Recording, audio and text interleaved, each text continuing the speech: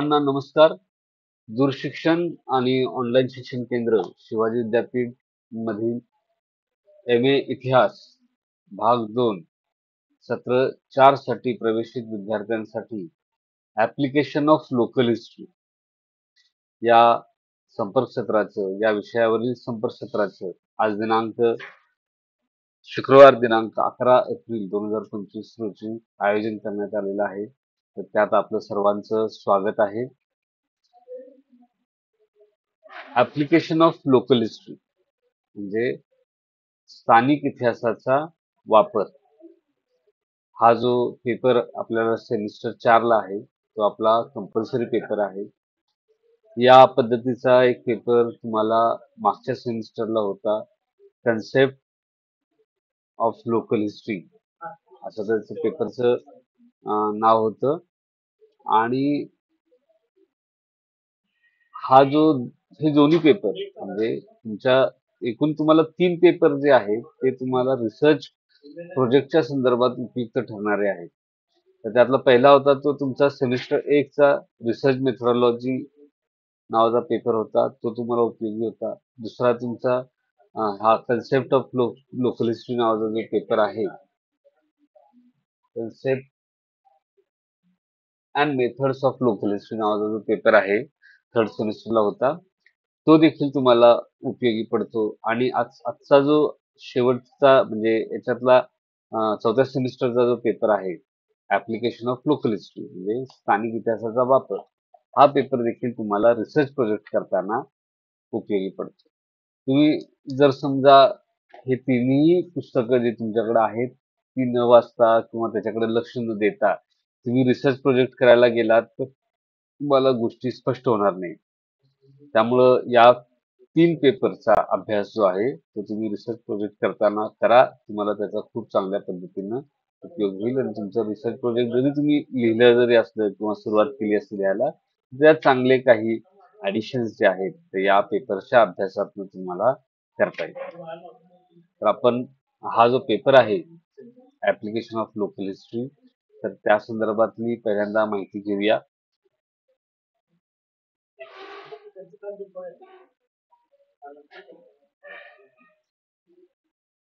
हा पेपर शिकल्यानंतर नेमकं आपण यातून काय शिकणार आहोत, कोणत्या पद्धतीची माहिती घेणार आहोत.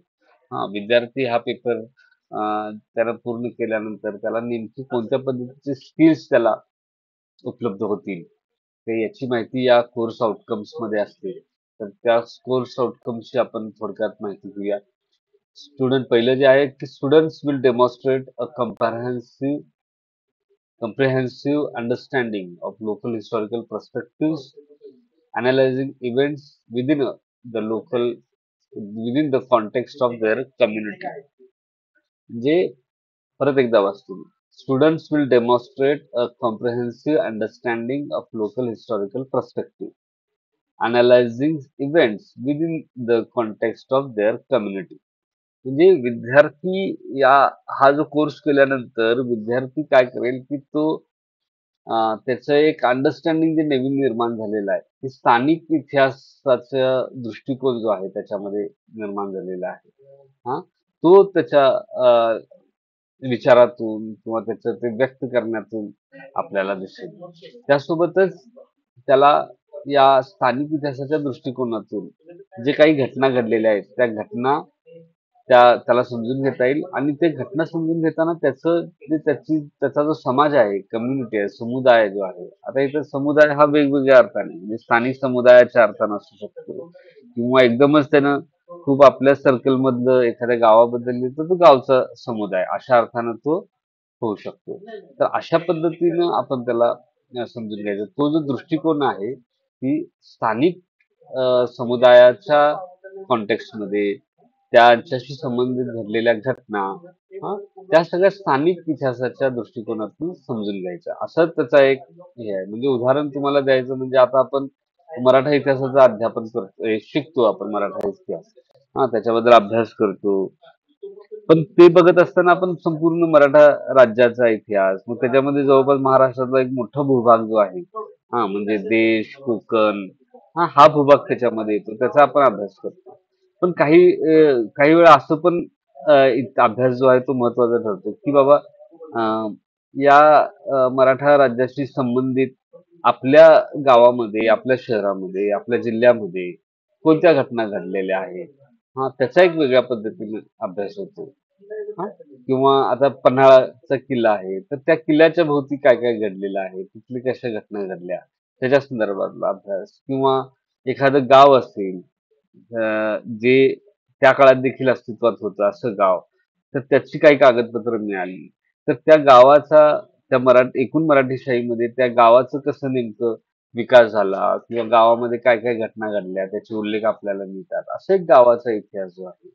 तो असा आपल्याला त्याच्यामध्ये एक स्थानिक दृष्टिकोन जो आहे, तो आपल्याला याच्यामध्ये येईल आणि मग गावाचा इतिहास अभ्यासताना मग गावातले वेगवेगळे एक गाव समुदाय म्हणून एक गावाचा इतिहास, त्याच पद्धतीने गावात असलेले वेगवेगळे समुदाय. तर त्याचा देखील अभ्यास त्या व्यक्तीला किंवा विद्यार्थ्याला यातून करता येईल. त्याच्याकडे एक पाहण्याची दृष्टिकोन जो आहे, तो त्याचा विकसित होतो याच्यातनं. तर ते सगळ्यात महत्वाची बाब त्याच्यामध्ये आहे. या पेपरच्या अभ्यासातून हा दृष्टिकोन विकसित होणे. आता समजा हा दृष्टिकोन विकसित झाला, की मग रिसर्च पेपर कशावर करायचा, रिसर्च प्रोजेक्ट कशावर करायचा, हे या गोष्टी आवश्यक वाटत नाही. ते आपोआप आपल्याला त्याचं ते सुचत जातात. त्यामुळं तुम्ही या पुस्तकांचा जे पेपर आहे त्याचा चांगल्या पद्धतीने अभ्यास करा. दुसरं त्याच्यानंतर मुद्दा आहे, आउटकम आहे तो आहे की students will develop advance analytical skills through the critical examination of local historical documents, artefacts and oral traditions. म्हणजे विद्यार्थ्याच्या मध्ये आपल्याला ॲडव्हान्स म्हणजे प्रगत स्वरूपाचे विश्लेषणाची कौशल्य त्याला प्राप्त होतील. तर कशाच्या माध्यमातून विश्लेषण तो करेल?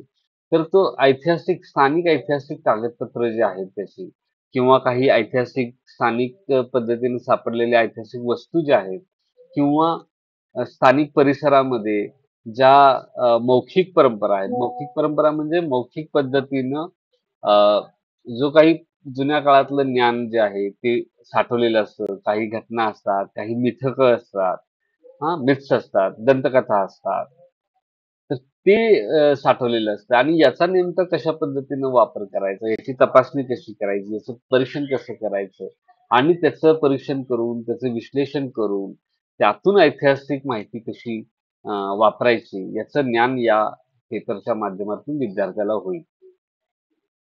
तिसरा मुद्दा आहे students will apply historical knowledge to contribute meaningful to public history. Student will apply historical knowledge to contribute meaningfully to public history initiatives, creating projects such as walking tour, museum exhibits, or digital archives. मग विद्यार्थ्यांनी काय करेल, की विद्यार्थी हा अभ्यास केल्यानंतर विद्यार्थ्याला पब्लिक हिस्ट्री म्हणजे जे लोकांचा इतिहास आहे, लोक इतिहास त्याला आपण म्हणतो. लोकांचा इतिहास म्हणजे कसं असतं इतिहास काही वेळा राजे रजवाड्यांचा असतो किंवा भूतकाळात होऊन गेलेल्या घटनांचा असतो. पण त्याचा बऱ्याचदा आपल्याचा थेट संबंध नसतो आपला. पण ज्यावेळी आपण गावाचा इतिहास लिहितो, आपल्या गावाचा किंवा आपल्या शहराचा इतिहास लिहितो, तो थेट लोकांशी संबंधित असतो. तर अशा पद्धतीनं त्याला त्या गोष्टींकडे कॉन्ट्रीब्यूट तो करू शकतो आणि दुसरं त्यात काय करू शकतो, जसं इतिहास लिहिण्यासोबतच तो काय करू शकतो, की आपल्या गावाचा एक वॉकिंग टूअर्स म्हणजे हेरिटेज वॉक वगैरे जसं असतं की नाही, तसं आता गावामध्ये आपण गेलो, आता हे आमचं गाव आहे, तर विद्यार्थी काय करू शकतो, की त्याच्या माध्यमातून हा जो सगळा अंडरस्टँडिंग समज जी त्याला आली, त्याचा वापर करून गावातली काही स्थळांची माहिती जी आहे, ती चालता चालता तो लोकांना देऊ शकतो. म्हणजे असे टूर्स जे आहेत, अशा त्याला आपण काय म्हणता येईल, हेरिटेज वॉक असं म्हणतोय. मराठीत त्याला शब्द बघायला पाहिजे काय, वॉक्सला काय म्हणता येईल. काय सुचतंय का तुम्हाला? हेरिटेज वॉकला किंवा टूर्सला काय शब्द म्हणता येईल? फेरफटका म्हणू आपण. हा, थोडा गावाचा ऐतिहासिक फेरफटका किंवा गावचा फेरफटका जो आहे ना, तो त्याला मारता येईल. ज्याच्यामध्ये तो सांगेल लोकांना, की हा अरे या गावामध्ये हे आपण आता या मंदिरासमोर उभे आहोत. हे मंदिर या काळामध्ये निर्माण झालेलं आहे. याच्या मागची ऐतिहासिक पार्श्वभूमी अशी आहे. याच्या मागील दंतकथा अशा अशा पद्धतीने आहेत. मग ते पुढे जातील. मग पुढे गावाची ग्रामपंचायतीची इमारत असेल. मग त्याच्याबद्दल तो माहिती देईल. कधी कधी साली स्थापन झाली. त्याच्यापूर्वी कुठल्या गावामध्ये होतं. मग इमारत कशी बांधली. ही नवीन इमारत असेल तर जुनी इमारत कुठे होती. वगैरे अशा गोष्टी तो गावच्या बद्दल सांगू शकतो. तर अशा गोष्टी विद्यार्थ्याला करता येऊ शकतात.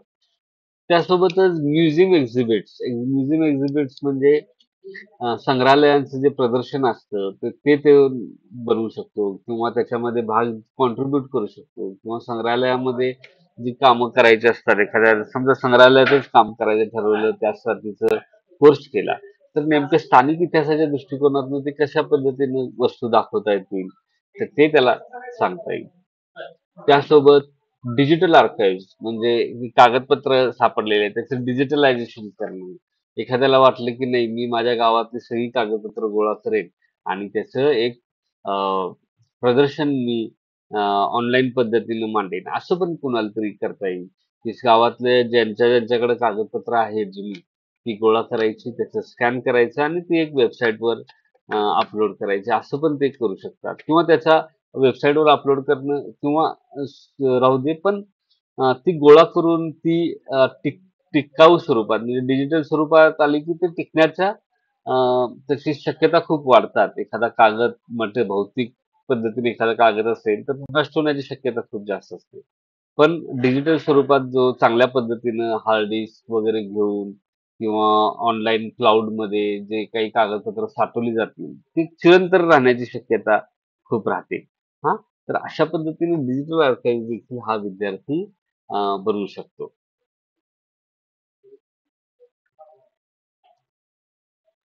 त्यानंतर अजून एक आहे मुद्दा, तो म्हणजे students will engage with the community bye conducting oral interviews. हां, म्हणजे ओरल इंटरव्ह्यूज घेऊन म्हणजे मौखिक म्हणजे साधनं तो गोळा करू शकतो. कशा पद्धतीनं? तर मुलाखती घेईल. गावचा इतिहास बघायचा तर गावामध्ये कसे-कसे बदल झाले, हे गावातल्या जुन्या लोकांच्या कडून त्याची माहिती घेऊ शकतो. गावामध्ये समजा गावातील स्वातंत्र्य सैनिकांचा अभ्यास असं विद्यार्थ्यांना करायचं ठरवलं, तर त्यांच्या मुलाखती तो घेऊ शकतो. त्यासोबतच गावामध्ये नेमकं तेवढ्याच परिक्षेत्रामध्ये नेमकं काय-काय घडलं? म्हणजे आपण बऱ्याचदा ऐकतो की आता समजा अ, 73चा 1973 मध्ये दुष्काळ पडला होता. तर त्यामध्ये गावामध्ये काय परिस्थिती निर्माण झाली होती. असं बऱ्याचदा आपल्याला वयस्कर लोकं सांगत असतात.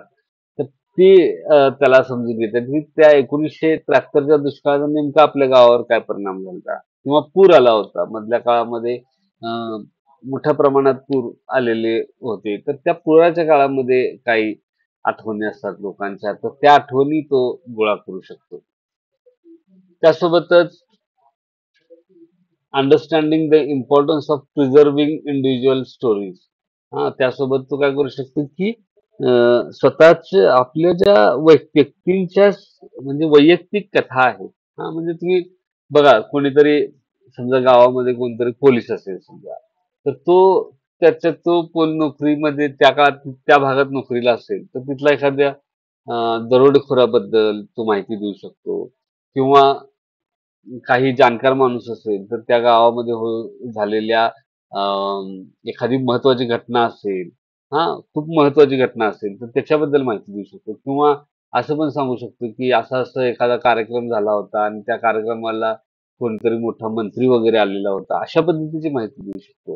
तर पण ह्या ज्यावेळी आपण मोठ्या परिप्रेक्ष्यात बघतो, देश पातळीवरून, राज्य पातळीवरून, हां, तर त्या घटना आपल्याला खूप महत्त्वाच्या वाटणार नाही. पण ज्यावेळी गावाच्या पातळीवर आपण बघतो, की ती खूप मोठी घटना आहे. म्हणजे समजा एखाद्या गावाला मुख्यमंत्र्यांनी भेट दिलेली असेल, तर राज्याच्या परिषदेपेक्षा पाहिलं तर ती खूप मोठी घटना नाहीये. पण गावाच्या परिषदेपेक्षा तुम्ही पाहिलं, तर गावाच्या आत्तापर्यंतच्या 50-60 वर्षामध्ये एखाद्या वेळीच त्या मुख्यमंत्र्यांनी तिथे भेट दिलेली असते. हां, म्हणजे अशा अर्थानं ते खूप गावाच्या कॉन्टेक्स्टमध्ये ती खूप मोठी गोष्ट होऊन जाते. तर अशा पद्धतीने त्या गावाच्या जे काही अ, घटना आहेत, त्याच्या संदर्भातल्या कथा आहेत, त्याचं कसं प्रिझर्वेशन करणं महत्वाचं आहे, हे विद्यार्थ्याला या पेपरच्या अभ्यासातनं लक्षात येईल. आता शेवटचा जो आउटकम आहे, तो आहे students will explore the significance of historical preservation and heritage conservation, proposing strategies for maintaining and promoting local historical sites and cultural heritage. म्हणजे विद्यार्थी हा ऐतिहासिक ऐतिहासिक गोष्टींचा जतन करणं, जे वारसा जो आहे त्याचं जतन करणं, त्यांचं संवर्धन करणं, त्यासाठी काहीतरी प्लॅनिंग करणं, त्याला काहीतरी त्याच्यासाठी एक आराखडा तयार करणं आणि त्यासोबतच जे स्थानिक इतिहासाच्या जागा आहेत, म्हणजे स्थानिक पातळीवरच्या ऐतिहासिक स्थळं जी आहेत किंवा सांस्कृतिक वारसा स्थळं जी आहेत, हां, ज्या ज्या गोष्टी आपल्याशी सांस्कृतिकदृष्ट्या जोडलेल्या असतात. म्हणजे समजा आता एखाद्या गावाची जत्रा भरते, त्या जत्रेचं काहीतरी मैदान असतं, तो त्याचं ऐतिहासिकदृष्ट्या महत्त्वाचं असतं किंवा एखाद्या गावामध्ये काहीतरी कार्यक्रम असतात आणि ते कार्यक्रम करायची ठराविक जागा असते आणि तिथे एक काहीतरी चौथरा वगैरे बनवलेला असतो. तो कसा महत्त्वाचा किंवा गावाच्या मध्ये असलेला एखादा पार असतो. वडाचं झाड असतं आणि त्याला असा कट्टा बनवलेला असतो. तर ती जागा देखील ऐतिहासिकदृष्ट्या, सांस्कृतिकदृष्ट्या महत्त्वाची असते. गावाची पंचायत तिथं भरत असते. काही मुख्य कार्यक्रम तिथं होत असतात. पूर्वी काही दौंडी पेटवण्याचं जे काम आहे, ते त्या ठिकाणी होत असायचं. गावामधल्या काही महत्त्वाच्या ग्रामसभा असतील, तर तिथं होत असतील. तर अशा पद्धतीच्या सांस्कृतिक आणि ऐतिहासिकदृष्ट्या महत्त्वाच्या ज्या स्थळं आहेत, ती गावातली विद्यार्थ्यांनी शोधून त्याचं प्रिझर्वेशन, त्याच्याबद्दलची माहिती लिहिणं, त्याच्याबद्दलचा इतिहास लिहून तो जतन करणं, या गोष्टी विद्यार्थी या माध्यमातनं करू शकतील. हां, तर अशा पद्धतीनं आपलं ऐतिहासिक वारसास्थळ असतील, सांस्कृतिक वारसास्थळ असतील, ती सांभाळण्याचा एक दृष्टिकोन विद्यार्थ्याला या पेपरच्या माध्यमातून मिळेल अशी आपल्याला अपेक्षा आहे. चला, आता मी जे काही सांगितलं त्याच्यात तुम्हाला काही शंका आहेत?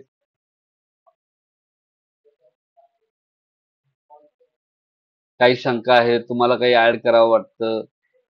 कारण आता आपण जे काही घेणार आहोत त्याच्याबद्दल आपण या सगळ्या आउटकम्स मध्येच बरंच बोललेलो आहोत. बऱ्याच गोष्टी आता जे चर्चा होईल या चॅप्टर्स मध्ये त्या तांत्रिक गोष्टी आहेत. मुळात तुमचा दृष्टिकोन तसा डेव्हलप करणं हे जास्त आवश्यक आहे. काय वाटतं आता तुम्ही आउटकम्स पाहिलं त्याच्यानंतर तुम्हाला काय वाटतं?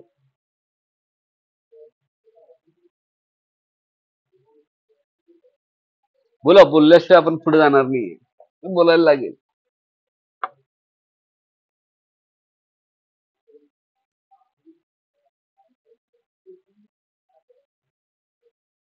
हं? बोला.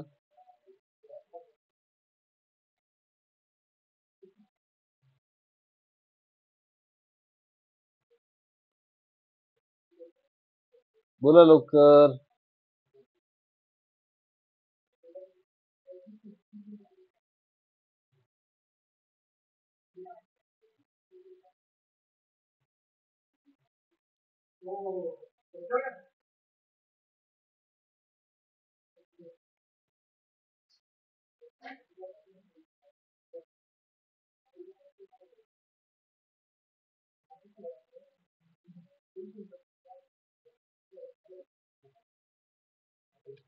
बोला लवकर.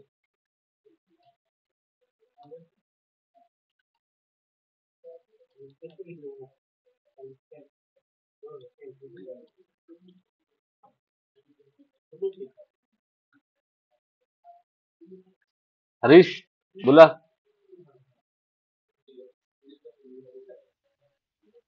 तर स्थानिक इतिहास पण आपल्यासाठी महत्वाचा आहे ना. म्हणजे बर. तुम्ही आता जसं म्हटलं की ज्याच्या माध्यमातून आपल्याला अनेक गावातील इतिहास माहित होतो. म्हणजे हं. गाव सुद्धा असेल किंवा शहर असेल, ते काही जागतिक वारसा स्थळ आहेत. हं. जागतिक वारसा स्थळाची माहिती आपल्याला अजून जास्त चांगल्या पद्धतीने घेता येते. गावामधील छोट्या छोट्या गोष्टी अनेकांना माहित नसतात ना, त्याची माहिती हां. आपल्याला घेता येते. आणि ती माहिती आपण आता पूर्वीच्या काळात कसं फक्त डिजिटल डिजिटल काय कोणत्या गोष्टी नव्हत्या, त्यामुळे त्या लगेच नष्ट व्हायच्या. पण बरं. आता कसं आपलं ऑनलाईन पद्धतीने त्या ज्या काही कागदपत्र आहेत, ती कागदपत्र अनेक वर्षे साठवून ठेवता येतात. त्याचा उपयोग पुढच्या पिढीला देखील होतो ना. बरं. अजून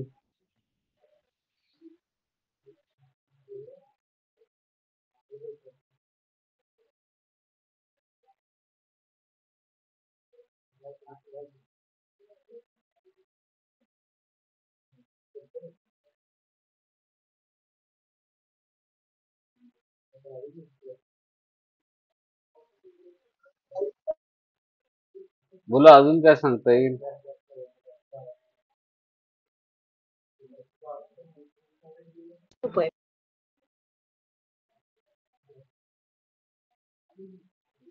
ज्याला बोलायचं त्याने माईक चालू करा आणि बोला.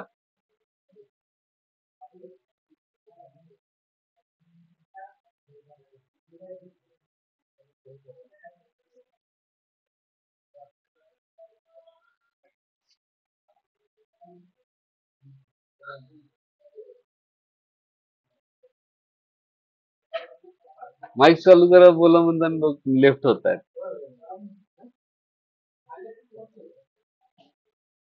चला बोला. कारण तुम्हाला 30-40 पानांचा प्रोजेक्ट लिहायचा आहे. बरोबर आहे. तर तुम्ही व्यस्त झाला नाही तर तुम्हाला ते कसं सांगता येईल? येतंय का लक्षात मी काय म्हणतोय?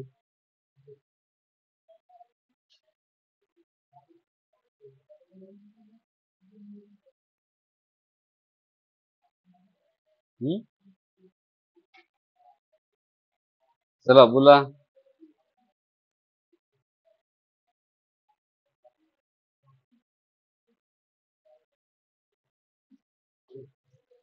हरीश बोला.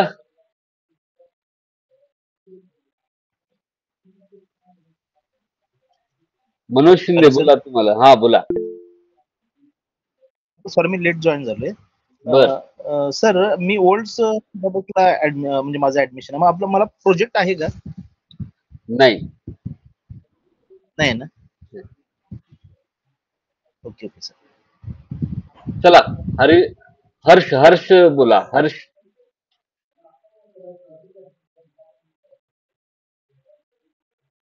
हर्ष गिलबिले बोला.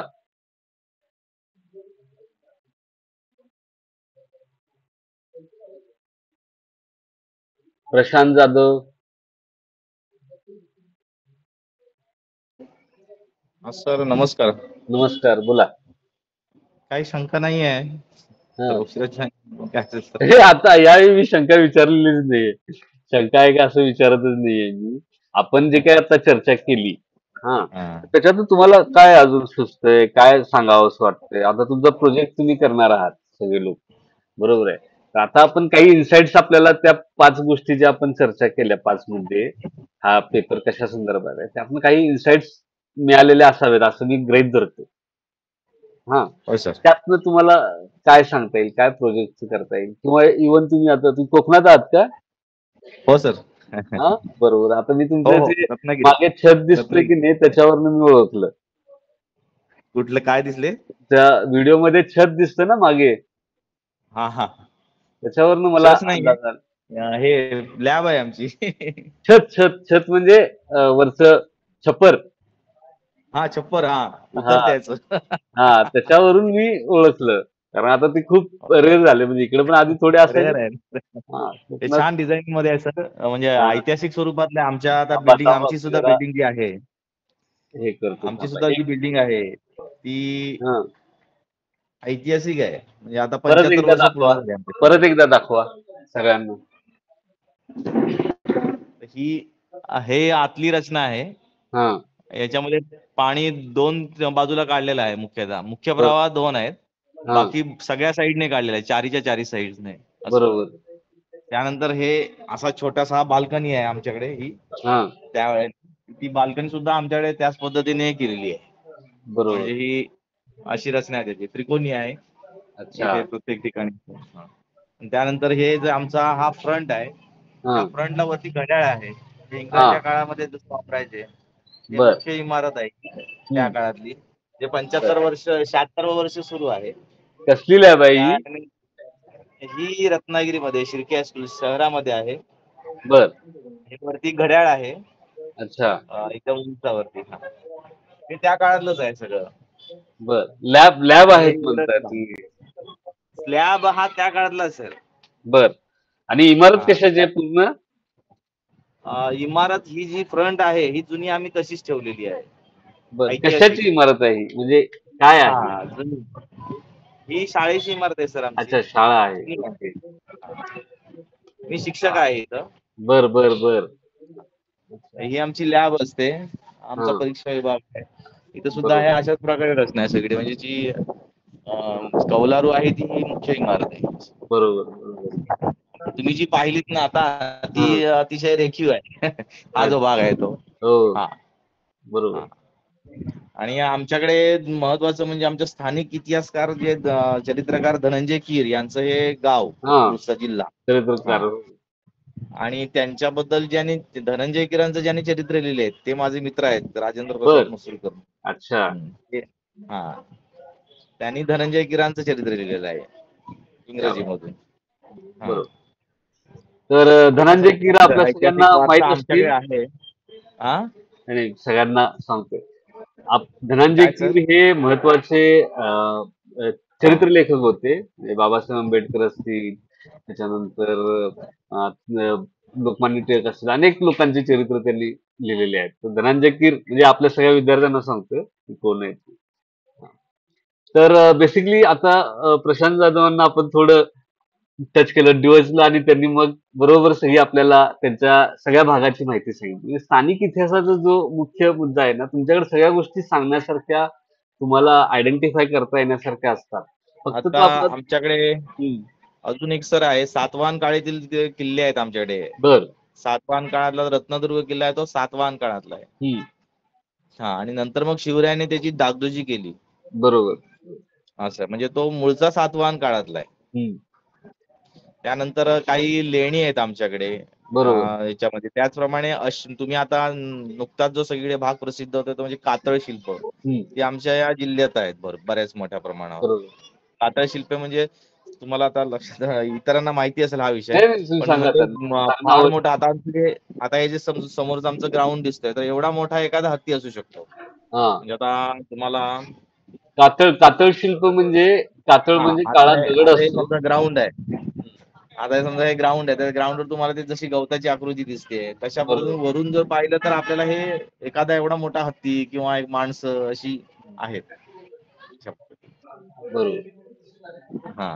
तर कातळ शिल्प हा तर नव्यानं अत्याधुनिक म्हणजे आधुनिक इतिहासामध्ये याची नोंद झालेली आहे. आता युनेस्कोचं त्याला संरक्षण लाभलेलं आहे. जागतिक वारसा स्थळ म्हणून ते जाहीर झालेली आहेत. असं. बरोबर. कातळ शिल्प ही कोकणामध्ये बरीच आढळतात, काळ्या दगडावर असतात आणि वरून पाहिल्यानंतर आपल्याला ते लक्षात येतात. आणि जांभा दगड सर, हो, जांभा जांभा दगडावर जांभा आणि लाल दगड. हा. लाल दगडावर. आणि त्याच्यानंतर दुसरी गोष्ट असते की ते कोणी निर्माण केले याच्याबद्दल अजून स्पष्टता आपल्याकडे नाहीये. हे कुणी त्यांना आकार दिला. आणि अशा पद्धतीचे दगड हे युरोपात देखील काही, म्हणजे हे चोरलेलं काम जे आहे ना, युरोपात देखील काही ठिकाणी किंवा अमेरिकेमध्ये काही मैदानावर आपल्याला तसं दिसतं. जर आत्ताच्या ह्याच्यामध्ये हं. आफ्रिकेमध्ये आपल्याला समांतर आणि काही आता जे रत्नदुर्ग किल्ला सांगितला तुम्हाला, ऑनलाईन तिथं जे काही आता मिळाले आहे ते साधारणतः रोमन लिपीमधले काही अक्षर आहेत बर याच्यामध्ये. हा. बर. रोमन लिपीतले आहेत. त्यामध्ये इथं आणि साऊथ म्हणजे आता जी आफ्रिका म्हणतो आपण, ठीक आहे बस. तर आफ्रिका खंडामध्ये काही जी शिल्प आहेत, कातळ शिल्पे, त्यांच्यात बर. आणि याच्यात काही साम्य आढळते. म्हणजे ते लोक किंवा आपण असे एकसारखाच हा प्रदेश आहे ना समुद्र किनाऱ्यावरचा. आणि मृदा जांभी आहे तिकडे सुद्धा, काजू आणि आंब्याचं उत्पादन चांगलं होतं त्या बरोबर. साईडला. ते हा कोकणासारखाच आफ्रिकेतला भाग आहे तो. असे त्या लोकांची ये जा होती असे मानलं जातंय सध्या बरोबर. तरी. असं. आता तुम्ही सगळेजण काय म्हणजे अजून तुम्ही आपल्या विद्यार्थ्यांशी संवाद थोडा साधा. मी एक छोटं काम करतो माझं आणि मग तुमच्याशी बोलतो परत. हा, येस सर. कंटिन्यू करा. हो, तुम्ही इतर कुणाला अजून काही आपल्या स्थानिक इतिहासाच्या संदर्भात सांगावं वाटलं ना तर तुम्ही चर्चा करू शकता. मी लगेच जॉईन होतो तुमच्याशी.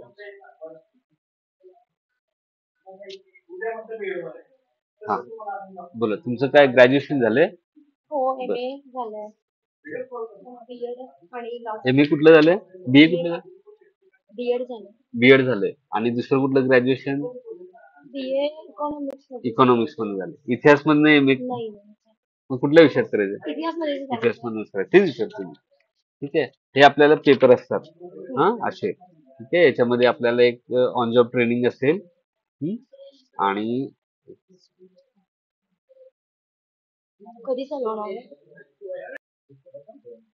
तर आता तुम्ही चर्चा ऐकलेली असेल. सगळ्यांची चर्चा पण तुम्ही ऐकलेली. एक सेकंड.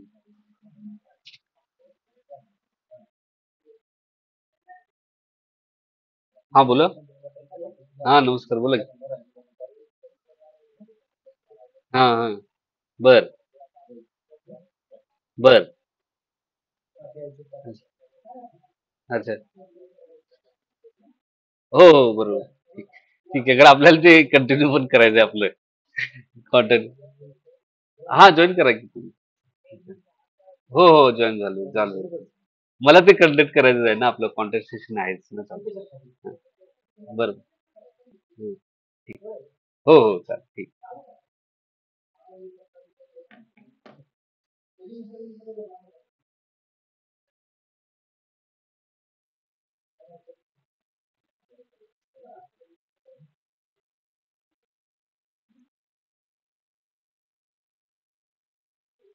नमस्कार. नमस्कार. मस्तुरकर सर, नमस्कार. नमस्कार. नमस्कार. हा, तुमच्याबद्दल सांगितलं तर तुम्ही नमस्कार धनंजय सर. किराच्या. नमस्कार. सर, हा, हा बोला ना. प्रशांत जाधव, रत्नागिरी. हो हो. हा, आपल्यासोबत मगाशी जी आपण चर्चा करत होतो त्या दरम्यान इतिहास, सांस्कृतिक पार्श्वभूमी आपल्या कोकणाची. सर, आपल्यासोबत जे मगाशी तुम्हाला सांगितलं की धनंजय कीर यांचे म्हणजे चरित्रकारांचे चरित्रकार अशी ज्यांची आज ओळख मी करून देऊ शकतो, असे एक सर्वगामी व्यक्तिमत्व म्हणजे ज्याच्यात प्रत्येक क्षेत्रामध्ये ज्यांनी ठसा उमटवण्याचा प्रयत्न केलेला आहे आणि छानपैकी म्हणजे हे व्यक्तिमत्व जर आज पुणे, मुंबई सारख्या ठिकाणी असते तर निश्चितपणे हे आज आमचे जागतिक आयकॉन असते. असं आज म्हणावं अशी एक व्यक्तिमत्व आपल्या बरोबर आहे. ते राजेंद्र प्रसाद मसूरकर सर. सर, नमस्कार. नमस्कार. नमस्कार. नमस्कार. हा, यांची कन्या सुद्धा आकाशवाणी इथं काम करते. त्या सुद्धा छान निवेदिका आहेत. आणि सरांचं मोटार जगत नावाचं एक मासिक आहे. म्हणजे मेकॅनिकल सुद्धा त्यांचा स्टडी खूप चांगला आहे. त्याचप्रमाणे ऐतिहासिक आणि सांस्कृतिक असा सरांचा अभ्यास खूप चांगला आहे. नुकतंच त्यांनी धनंजय कीर यांचं चरित्र त्यांनी लिहिलेलं आहे. त्याचप्रमाणे रत्नागिरीच्या सांस्कृतिक इतिहासावर त्यांचा छान असा प्रचंड अभ्यास आहे. तर मी जास्त वेळ न घेता आपण त्यांना एक काही मिनिटांमध्ये ऐकूया. अशी व्यक्तिमत्व फार कमी वेळ आपल्याला लाभतात. सगळ्यांना ही संधी मिळते आज शिवाजी युनिव्हर्सिटीमध्ये जे MA साठी जे अभ्यासक आहेत आणि आमचे सर उपस्थित आहेत मुफीद सर. तर मुफीद हा, सर, अच्छा. हा मुफीद सरांच्या वतीने मी स्वागत करतो आणि हो हो. सर सुरू करूया. हो हो हो. त्यांनाही माझा नमस्कार सांगा. हा, मी आहे, ऑनलाईन आहे. फक्त माझ्याकडे हो, कॅमेरा गुड नाहीये. गुड गुड गुड डेस्कटॉपवर गुड. आहे हरकत नाही. त्यामुळं. हरकत हा, कॅमेरा दिसत. सर सुरू. प्रशांत, आपण सांगा काय सुरू बोललं पाहिजे. मी आम्ही जो आता सध्या सुरू सर मुफीद सर बोला.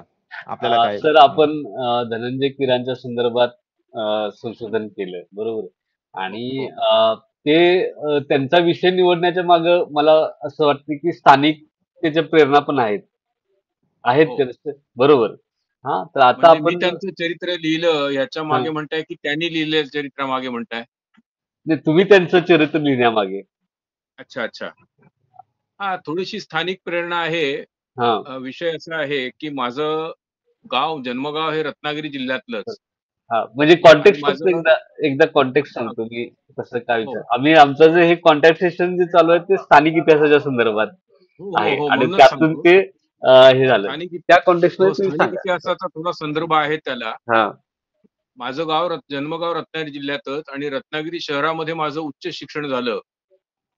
त्यावेळी 28 मे 1983 या दिवशी सावरकरांच्या जन्मशताब्दीचा एक सोहळा होता रत्नागिरीमध्ये आणि त्या दिवशी धनंजय कीर हे प्रमुख वक्ते म्हणून पतित पावन मंदिरामध्ये समारोप समारंभाला आलेले होते.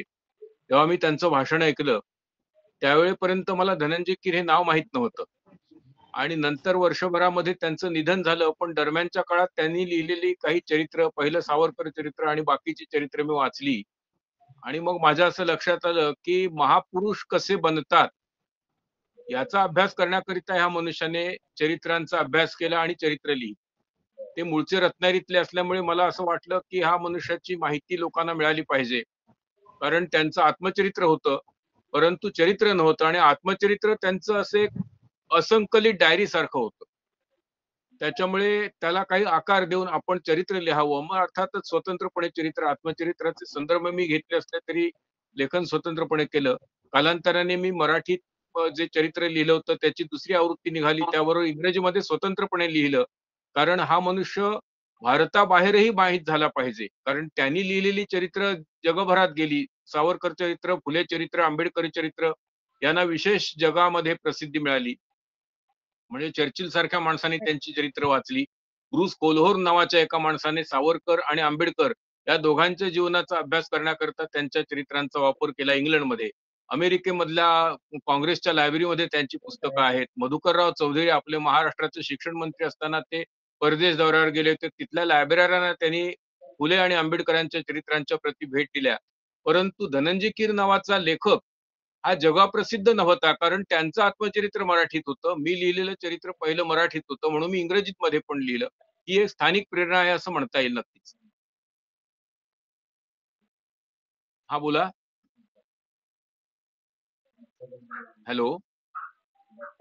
हा सर, कंटिन्यू करा तुम्ही. हा स्थानिक आहेत. हा ती एक स्थानिक प्रेरणा नक्कीच आहे. कारण रत्नागिरीमध्ये राहून अनेक लोकांना असं वाटतं की कोकणामध्ये सुविधा नाहीत, शिक्षणाच्या सुविधा नाहीत. ही गोष्ट खरी आहे. परंतु शिक्षणाच्या बाबतीत मात्र अगदी 1857च्या उठावाच्या आधीपासून इथे चांगल्या सुविधा निर्माण झाल्या. आणि धनंजय कीरांनीच असं लिहिलेलं आहे की डॉक्टर रामकृष्ण भांडारकर सर यांचं शिक्षण रत्नागिरीमध्ये झालं. मालवणचे होते ते मूळचे. आणि ते जर रत्नागिरीला वडिलांच्या बदलीनिमित्त आले नसते, तर त्यांना कुठेतरी कसं तरी जीवन कंठावं लागलं असतं, शिक्षण मिळालं नसतं. रत्नागिरीमध्ये ब्रिटिशांनी सुरू केलेलं इंग्रजी हायस्कूल होतं आणि ते अत्यंत दर्जेदार होतं. आज ते हायस्कूल असं नाहीये. कालांतराने काही बदल होऊन त्याचं आज गव्हर्नमेंटच्या बीएड कॉलेजमध्ये रूपांतर झालेलं आहे. त्या हायस्कूलचं एकदम रूपांतर झालं असं म्हणता येणार नाही, पण ती व्यवस्था ब्रिटिशांनी मग हळूहळू कमी केली आणि भारत सरकारच्या काळामध्ये तिथे बीएड कॉलेज झालं. त्यानंतर इथे काही शतकोत्तर लायब्ररी आहेत. त्यामुळे धनंजय कीरांसारखा मनुष्य इथे जन्माला आल्यानंतर त्याच्यावर जे पैलू पडले, कारण त्यांचं शिक्षण मॅट्रिक पर्यंत झालं, हा महत्वाचा भाग आहे. म्हणजे स्थानीय इतिहासाच्या संदर्भात जर असं म्हणायचं तर हा मनुष्य घडला कुठे, तर रत्नागिरीमध्ये त्यांच्या जीवनाचा पाया घातला गेला हे निश्चित. कारण 11वी पर्यंत ते शिकले. मॅट्रिक 2 वेळा बसले परीक्षेला. पहिल्यांदा त्यांचा गणिताचा पेपरमध्ये अनुत्तीर्ण झाले. मग गणिताचा पेपर सोडवल्यानंतर दुसऱ्या वेळेला ते मॅट्रिक पास झाले. पण मॅट्रिक नंतरचं शिक्षण त्यांना घेता आलं नाही. त्यावेळी रत्नागिरीमध्ये गोगटे कॉलेज स्थापन झालेलं नव्हतं. धनंजय कीर जेव्हा मॅट्रिक झाले 1931 साली तेव्हा. आणि हे गोगटे कॉलेज हे रत्नागिरीतलं पहिलं कॉलेज जिल्ह्यात. परंतु किंबहुना कोकणातलं पहिलं कॉलेज.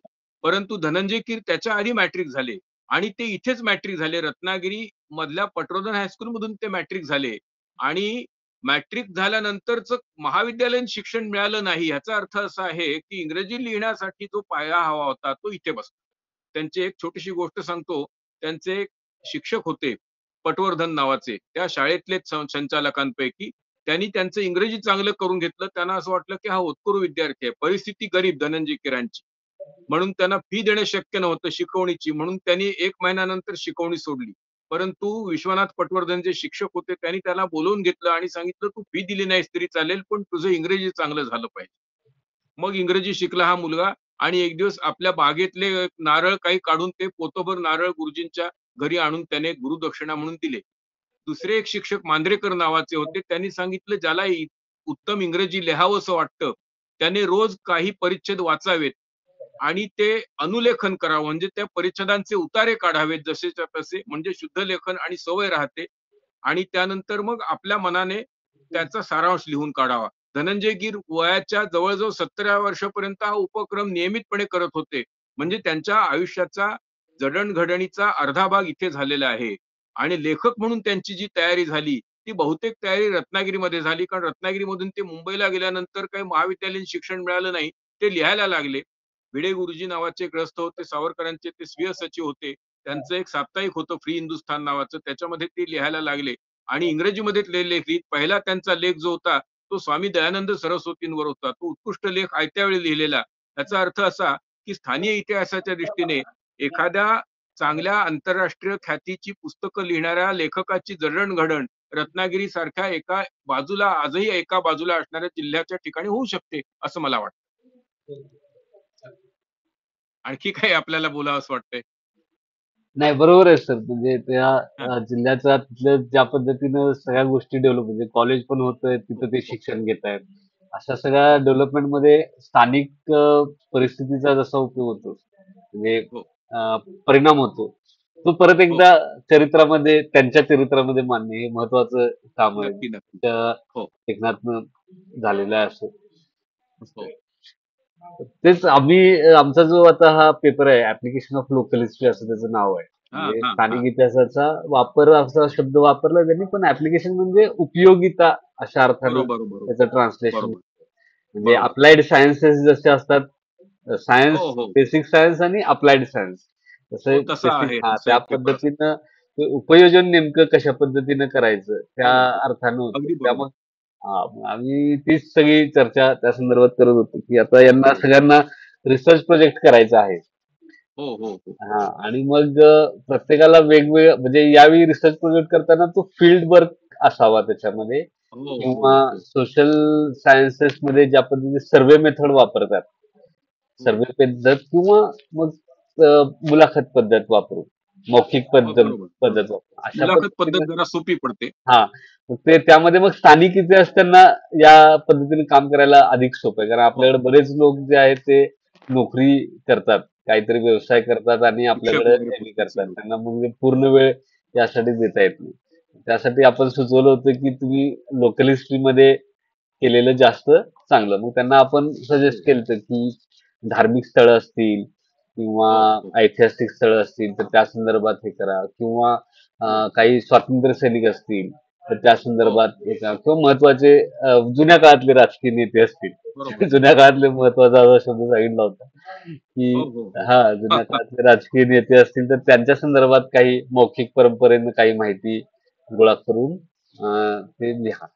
तर त्या पद्धतीनं तुम्ही जे आता धनंजय कीरांच्या संदर्भात जे सांगितलं, अतिशय मोठं चरित्रलेखक व्यक्तिमत्व होतं, आणि ते नेमकं कसं त्यांचा प्रवास झाला हे तुम्ही तुमच्या या मार्गदर्शन केलं त्याबद्दल खूप हो. आभार सर. त्यांना बराच उपयोग आणखीन झाला. तुमच्या पुन्हा विद्यार्थ्यांना ह्या संबंधात जर काही करायचं असेल, धनंजय किरांची स्पेसिफिक माहिती हवी, हा, तर त्यांनी संपर्क साधला. प्रशांत सरांकडून माझा नंबर हो, घेऊन संपर्क साधता येईल, काही हरकत नाही.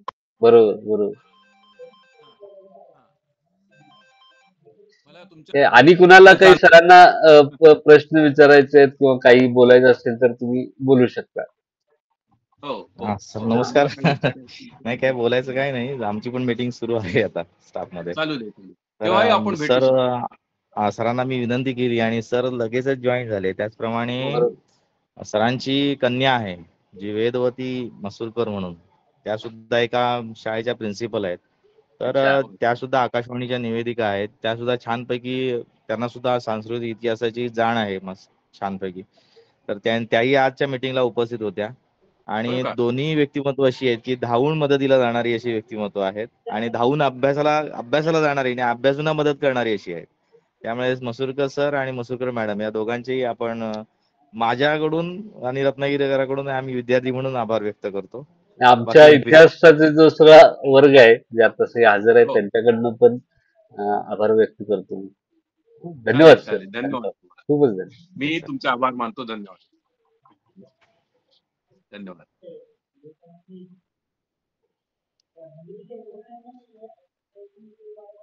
मुफीस सर. Carry on. हा ओके ठीक आहे. तर आपण आपला जो पुढचा जो मुद्दा आहे त्याकडे जाऊया.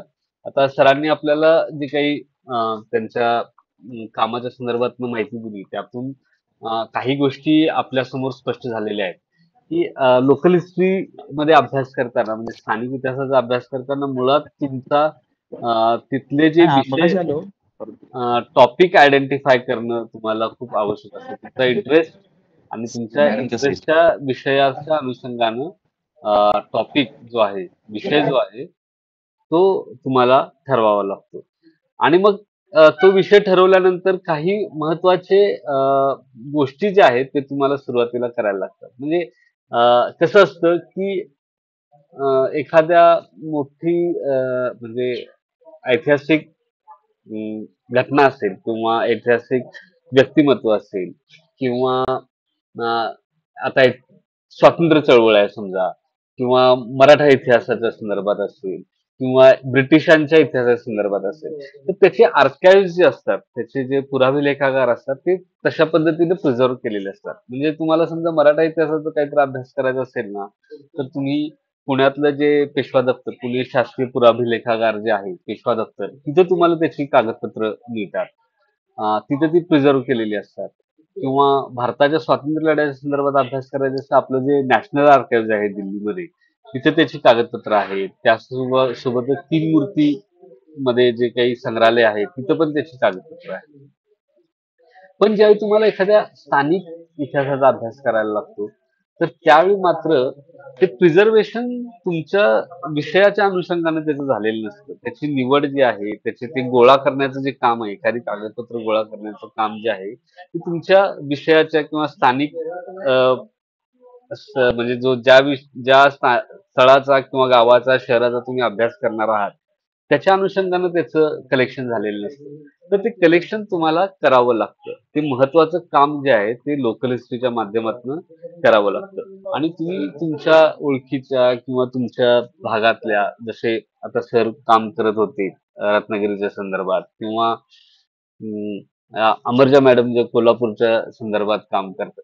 तुम्ही जर यांच्या हे लोकांना पहिलं काम हे करावं लागतं की डॉक्युमेंटेशन जे आहे ते कलेक्ट करावं लागतं. आपण ज्या एरियाचा इतिहास लिहिणार आहोत ज्या परिसराच्या संदर्भात आपण लिहिणार आहोत ज्या लोकॅलिटीच्या संदर्भात आपण लिहिणार आहोत त्याचं सर्वप्रथम आपल्याला डॉक्युमेंटेशन करावं. म्हणजे पहिला डॉक्युमेंटेशन दोन पद्धतीने एकतरी कुठली ऐतिहासिक स्थळं आहेत त्यांची नोंद करणं आवश्यक असतं.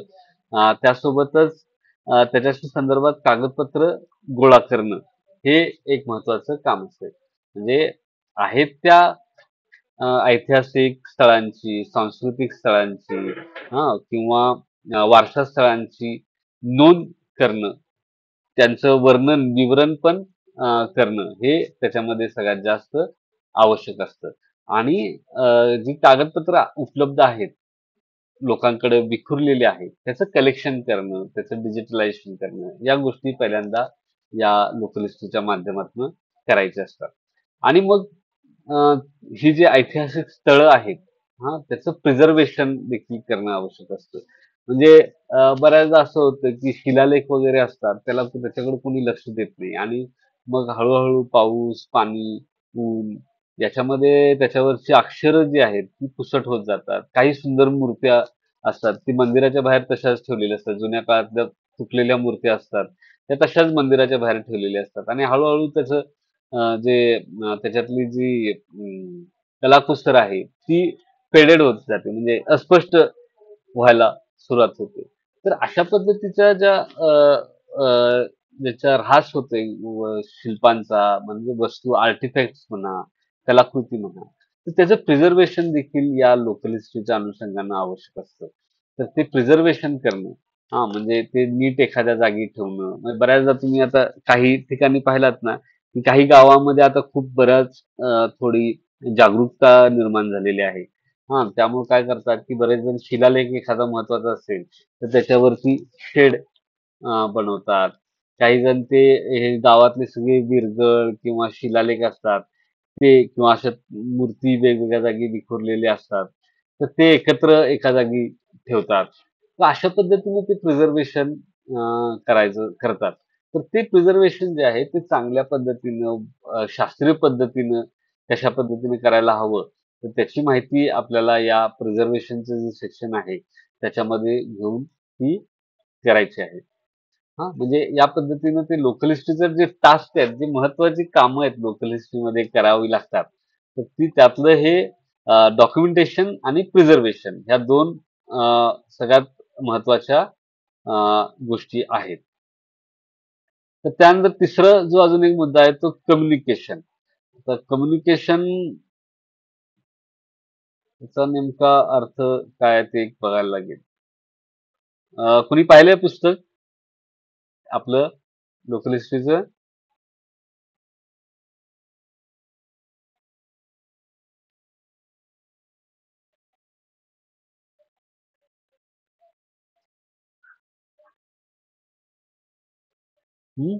कम्युनिकेशन म्हणजे लोकांच्या मध्ये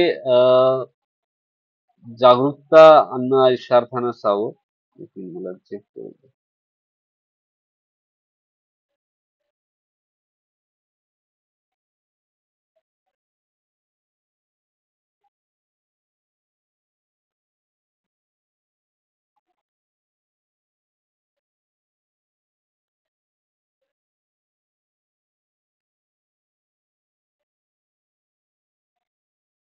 हां, बरोबर.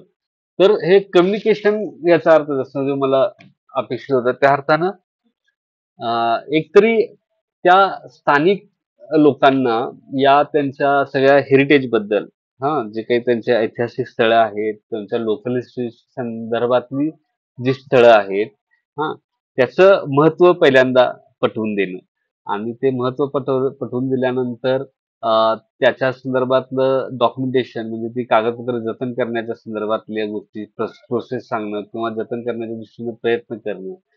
शिवाय ह्या ज्या ऐतिहासिक स्थळं आहेत, त्यांचं प्रिझर्वेशन, त्यांचं संरक्षण कसं करता येईल, तर या संदर्भात लोकांना माहिती देणं. तर तो त्याच्या संदर्भात लोकांशी एक संवाद आपल्याला ठेवायला लागतो. तिथल्या स्थानिकांशी संवाद आपल्याला अ, ठेवायला हवा. त्यासोबतच तुम्ही एखाद्या ठिकाणी गेलात, म्हणजे तुम्हाला त्या भागाबद्दल माहिती नाही, तर तुम्ही त्या भागाचा स्थानिक इतिहास जर तुम्हाला शोधायचा असेल, तर तुम्हाला त्या तिथे असलेल्या लोकांशी परत संवाद साधायला हवा. म्हणजे त्यांच्याशी प्रश्न विचारून, त्यांच्याशी बोलून तुम्हाला नेमकी कुठल्या पद्धतीची ऐतिहासिक स्थळं त्या भागामध्ये आहेत, कुठल्या पद्धतीची सांस्कृतिक स्थळं त्यामध्ये आहेत. तर या सगळ्या गोष्टी ज्या आहेत त्या तुम्हाला त्यांच्याकडनं माहिती करून घ्यावी लागते. तर अशा पद्धतीनं एक कम्युनिकेशन जे आहे ती वेगवेगळ्या म्हणजे संवाद जो आहे तो तुम्हाला साधावा लागतो. तर त्याची एक माहिती आपल्याला या युनिटमध्ये घ्यायची आहे. त्यानंतर जो दुसरा जो युनिट आहे, आता हे सगळं बरंच तांत्रिक आणि ऍक्टिव्हिटी बेस्ड आपले हे माहिती आहे पेपर मधली. म्हणजे community engagement for preservation of local history. म्हणजे आपला जो स्थानिक इतिहास आहे, म्हणजे 2 गोष्टी आहेत. एक तरी तुम्ही ज्या ठिकाणी राहता त्या ठिकाणचं म्हणून स्थानिक इतिहास एक असतो. एकच सेकंड. हॅलो. बोला. बरं, बरं. बरं, बरं, बरं. मी मेसेज टाकलाय मी दिलाय त्यांना सकाळी, तरी तुम्हाला नंबर पाठवतो. तुम्ही नाही त्याच्यावर रिप्लाय नाही आला अजून. मी पाठवतो नंबर मॅडम. तुम्हाला पाठवतो. ठीक.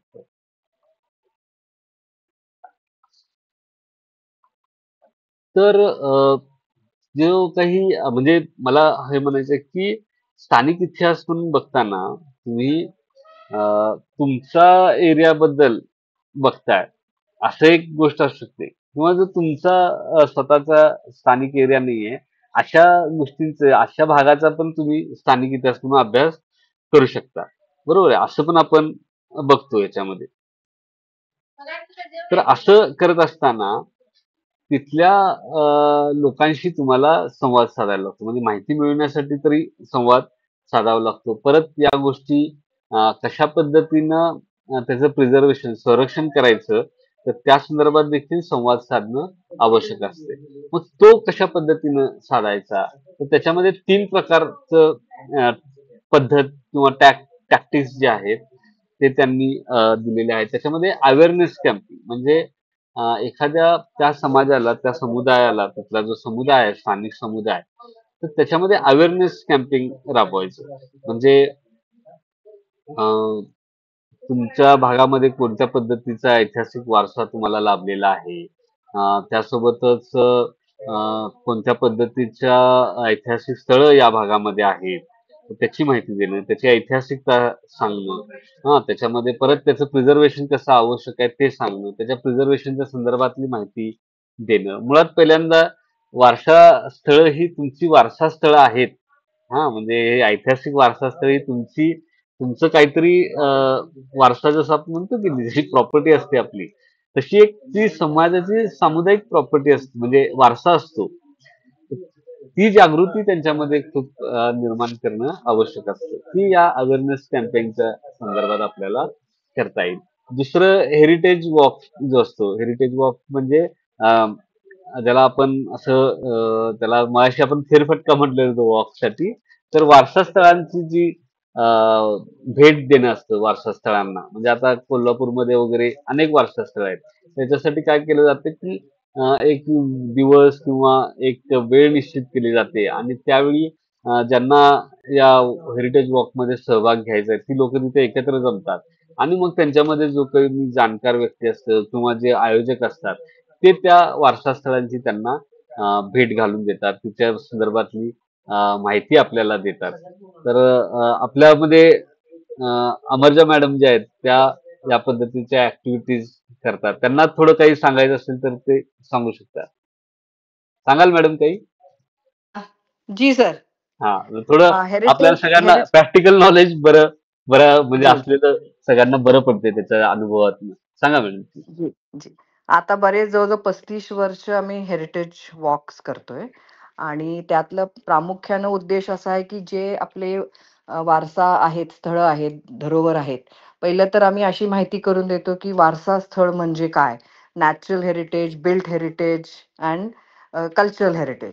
म्हणजे सांस्कृतिक वारसा ज्याला म्हणतो, नैसर्गिक वारसा आणि मानव निर्मित वारसा, असे 3 विभाग असतात. मग त्याच्यामधले आम्ही ज्या स्थळांना भेटी देतो त्या माहितीचं, म्हणजे त्या जागेच्या माहिती, सपोजिंग आपण जर एक मानव निर्मित वास्तूचं आम्ही हेरिटेज वॉक केलं तर आम्ही त्याच्यामध्ये त्या पद्धतीचं सोर्सेस कुठून आम्हाला त्याची हिस्ट्री मिळाली, तर त्याची हिस्ट्री ते जाणून घेणं आधी की किती वर्ष, किती प्राचीन आहे ते, तो त्याचं रेटिंग त्याप्रमाणे होतं. प्राचीनत्व त्याचं एक प्रकार असतो. त्याचं मग आर्किटेक्चरल स्टाईल, म्हणजे ज्या काळात ते बांधलं गेलं त्या राजवटीमध्ये किंवा त्या काळात त्याचं काय कल्चरली त्याच्यावरती किती म्हणजे ते किती हिस्टॉरिकली किती सिग्निफिकंट आहे, म्हणजे हिस्टॉरिकल सिग्निफिकन्स. परत त्याचं कॉन्टेक्स्ट, म्हणजे कुठल्या कॉन्टेक्स्टमध्ये ते बांधलं गेलं, असे वेगवेगळ्या पद्धतीने. आणि त्याचं कल्चरल म्हणजे लिव्हिंग हेरिटेज म्हणून आपण त्याला कशा पद्धतीनं बघू शकतो. मग त्याच्यामध्ये मग आम्ही संवर्धनच्या गोष्टी येतात. तसं आधी हेरिटेज ते किती ग्रेड 1 आहे, ग्रेड 2 आहे, ग्रेड 3 आहे, असे वेगवेगळ्या टाईपनं आम्ही लिस्टिंग सुद्धा करतो की ही ग्रेड 1 ची इमारत आहे का ही ग्रेड 2 ची इमारत. आता सध्या म्हणजे आम्ही बरेचसं प्रयास केल्यानंतर कोल्हापूर शहराला जवळजवळ 74 हेरिटेज साईट्स आहेत, ते गॅझेट झालेलं आहे त्यांचं, म्हणजे ते लिस्टिंग झालेलं आहे, त्याचं गॅझेट झालं. लिस्टिंगचं ही प्रक्रिया खूप म्हणजे छान पद्धतीनं केलं जातं, म्हणजे योग्य पद्धतीनं लिस्टिंग केलं जातं. त्याचेही बरेचसे निकष आहेत.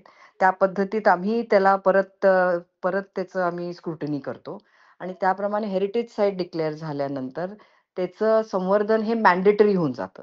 मग आम्ही नियमावलीच अशी भक्कम केलेली. आता ह्या वेळेला government of India, government of महाराष्ट्रानेही ह्याच्यात सहभाग घेतलेला आणि त्यांनी आम्हाला ते एम्पॉवरमेंट दिली की आम्हाला की तुम्ही नियमावली तुमची आमच्या समोर मांडा.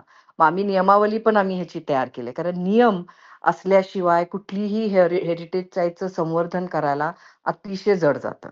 आणि प्रत्येक हेरिटेज साईटला एक आर्किटेक्ट एक आर्किओलॉजिस्ट, एंडोलॉजिस्ट असे बरेचसे असे घटक आहेत. ह्यांचं असणंही अत्यावश्यक असतं. तर त्यामुळे ज्यावेळेला आम्ही एक हेरिटेज साईट दाखवतो, त्यावेळेला त्याचं प्राचीनत्व, त्याचं सिग्निफिकन्स म्हणजे त्याचं महत्व काय त्या हेरिटेज साईटचं, आणि आजच्या काळात ज्यांच्या ज्युरिस्डिक्शन मध्ये आहे, की ते इंटरनॅशनल मॉन्युमेंट आहे, राज्यस्तरीय मॉन्युमेंट आहे, राष्ट्रस्तरीय मॉन्युमेंट आहे, का लोकल लेवल रिजनल मॉन्युमेंट आहे लोकल हिस्ट्रीच्या ह्याच्याप्रमाणे. तर त्याप्रमाणे त्याचं पण त्याच्या त्या त्या पद्धतीनं त्याचं नियमावली अनुसार त्याचं जतन, संवर्धन आणि त्याला फंडिंग पण आज उपलब्ध आहे. सो ते आणि जसं महत्वाचं सगळ्यात मला वाटतं ह्या क्षणाला आपल्याला माहिती होणं अत्यावश्यक आहे, की संविधानमध्ये 2 असे महत्वाचे घटक आहेत. त्याच्यामुळं आपल्याकडं किती पॉवर्स आहेत ॲज अ लेमॅन, आपल्याकडं किती पॉवर्स आहेत हेरिटेज संवर्धन मध्ये भाग घेण्यासाठी किंवा आवाज उठवण्यासाठी. तर हे खूप गरजेचं आहे आजच्या काळात. त्यामुळे हेरिटेज जतन करणं हे मला वाटते हे रिस्पॉन्सिबिलिटी, अकाउंटेबिलिटी आणि आजच्या काळाची अत्यंत आवश्यक गरज आहे. नैसर्गिक ह्याच्यामध्ये म्हणजे क्लायमेट चेंजच्या ह्याच्यामध्ये सुद्धा ह्याचा खूप मोठा वाटा आहे.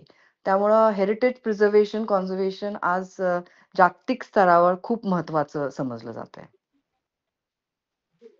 सर आणि आणि काय माहिती सांगू? Ma'am, hello.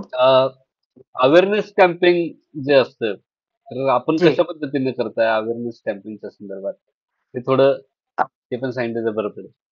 जी.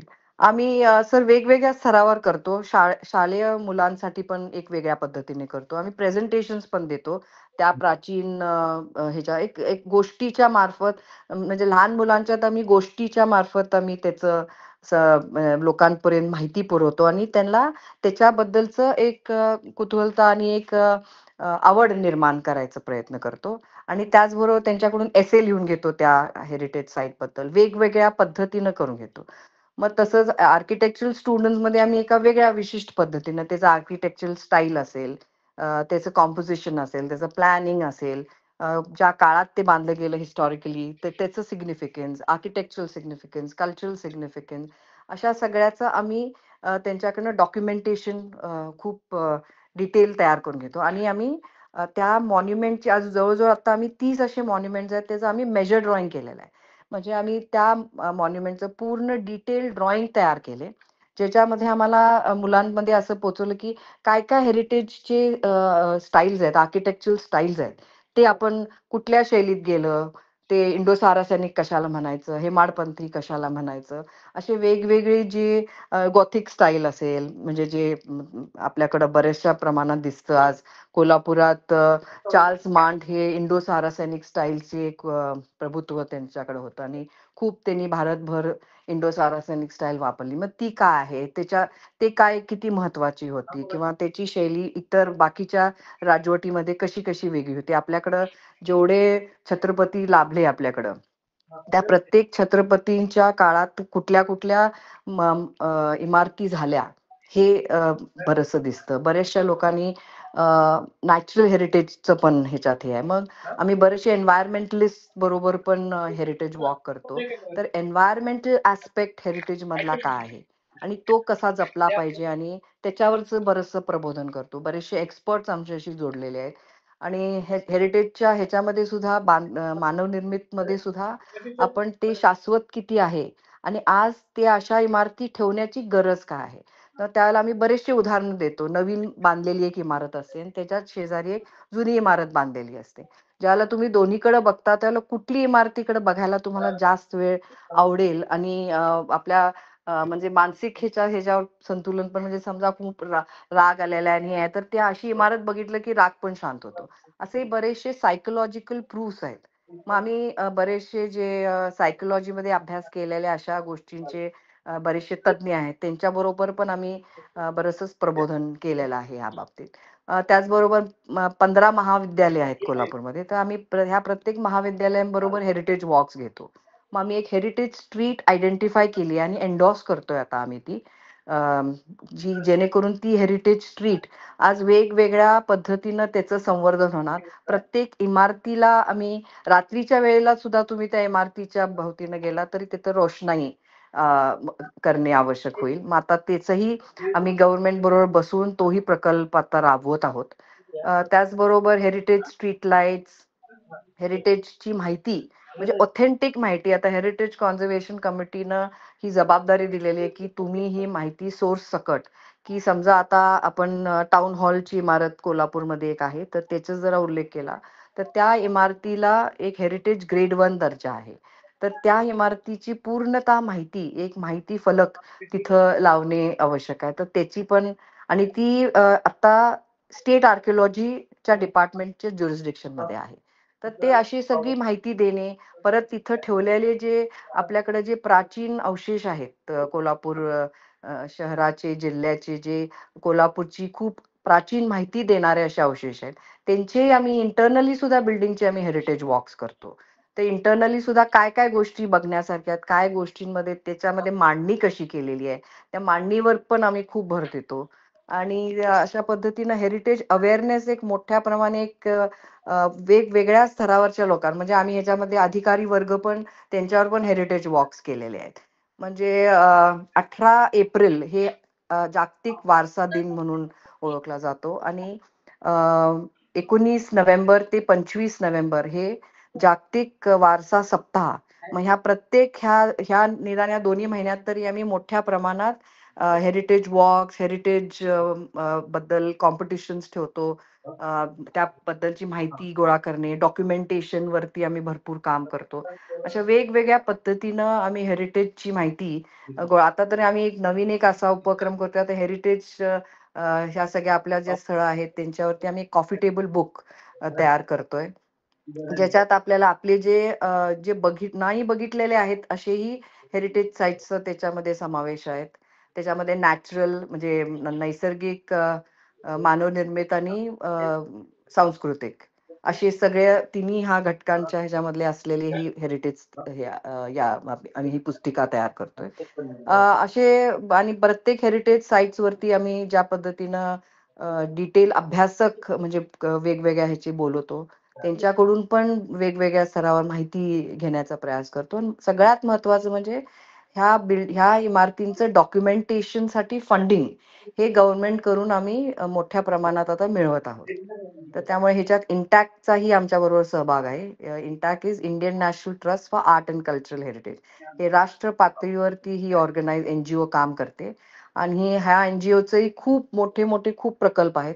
पुस्तकंही खूप आहेत. त्यांची स्वतःची दिल्लीला लायब्ररी आहे. ऑलमोस्ट 138 ह्याचे वेगवेगळे चॅप्टर्स आपल्या देशभर चालवतात. आणि गव्हर्नमेंट ऑफ इंडिया बरोबर ह्यांचा एमओयू पण आहे की डॉक्युमेंटेशन ऑफ हेरिटेज, म्हणजे मानवनिर्मित, नॅचरल व सांस्कृतिक अशा सगळ्यांचे डॉक्युमेंटेशनला सगळ्यात मोठं काम इंटॅक्ट कडून केलं जात आहे. नियमावली सुद्धा अत्यंत आवश्यक आहे.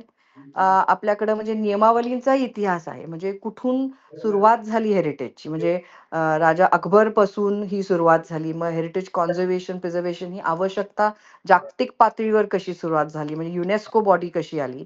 आज युनेस्को वर्ल्ड हेरिटेज फंड म्हणून एक ऑर्गनायझेशन आहे, जे आपल्याला फंडिंग पण वर्ल्ड लेवलला तुम्ही फंडिंग, आज जसं आता आपण ऐकलं असेल की पन्हाळा हा जागतिक पातळीवरती नेण्याचा प्रयास आहे, आणि त्याच्यासाठी किती गोष्टी आपल्याला उपलब्ध होतील ह्या अनुषंगाने. तर त्याचंही खूप महत्वाचं माहिती आम्ही देत असतो, लोकांमध्ये जागरूकता आणतो की कुठून ना कुठून आपला जी संस्कृती आहे, आपला जो सगळा प्राचीन इतिहास आहे, जी आपली धरोहर आहेत, ह्यांचं संरक्षण होणं किती आवश्यक आहे. आणि ही आपल्या सर्वांची ओळख आहे. आपल्यामध्ये किती कल्चरली लोक इथं राहून गेले आहेत.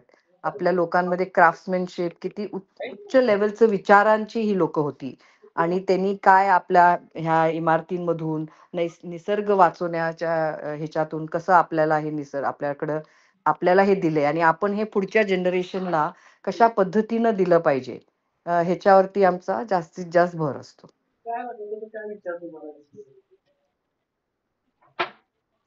Hello sir. धन्यवाद मॅडम. जी सर. धन्यवाद.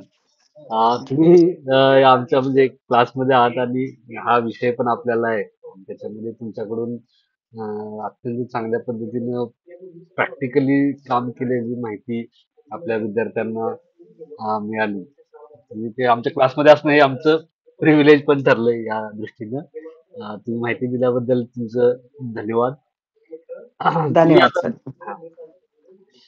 तर आता आपण सगळ्यांनी मॅडमनी जे सांगितलं त्याच्यामधनं कोणत्या पद्धतीनं हे कम्युनिटी एंगेजमेंट आपण लोकल हिस्ट्रीच्या प्रिझर्वेशन किंवा संरक्षणासाठी करतोय त्याची आपल्याला चांगल्या पद्धतीनं माहिती मिळाली आणि मग याच्या संदर्भातलं रिपोर्ट रायटिंग आणि प्रेझेंटेशन म्हणजे तांत्रिक बाबी आहेत त्या तुम्हाला तुमच्या पुस्तकामध्ये मिळतील की नेमकं डॉक्युमेंटेशन केल्यानंतर ते कशा पद्धतीनं मांडणं म्हणजे गव्हर्नमेंटच्या समोर मांडणं असेल किंवा लोकांच्या समोर मांडणं असेल या दोन पातळीवर या गोष्टी चालतात.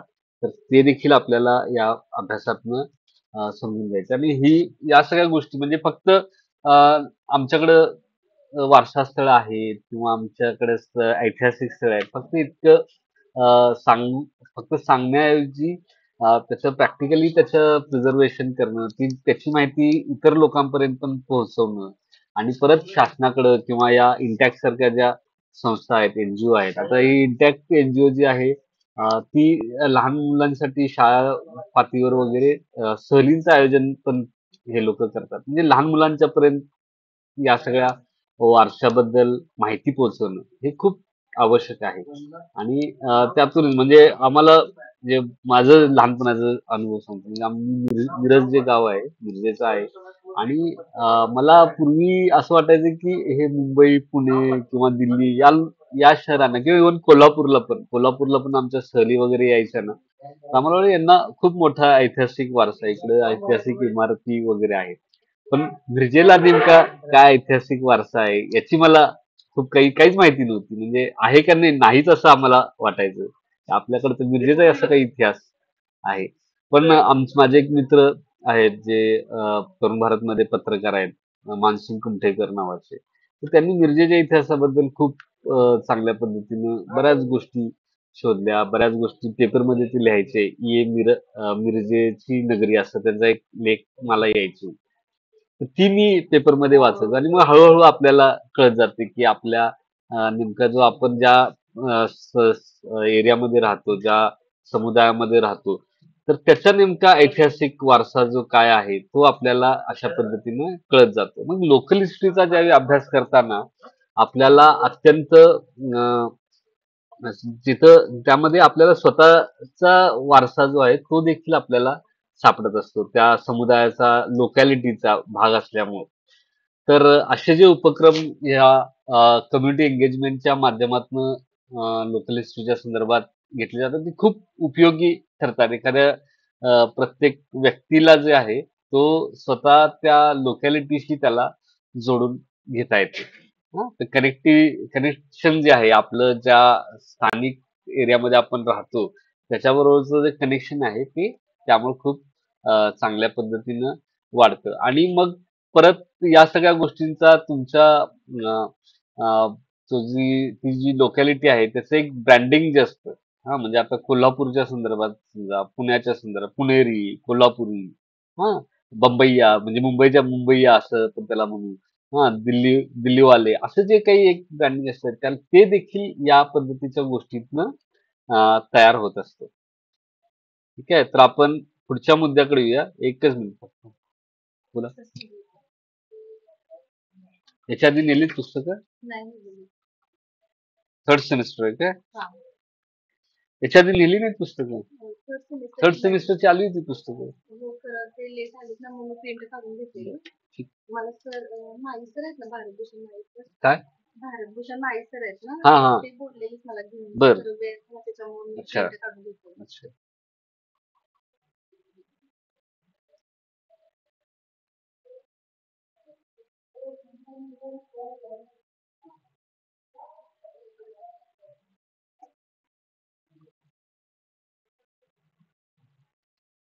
कॉन्ट्रॅक्ट सेशनला जॉईन नाही झाला तुम्ही? अटेंड रेकॉर्डिंग ऐका नंतर.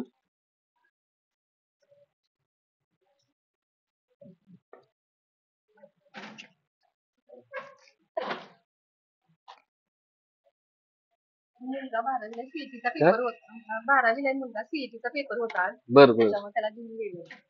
अटेंडन्स हा थँक्यू मेन सर. मेन बिल्डिंगच्या मागे कर्ज बसलो सर.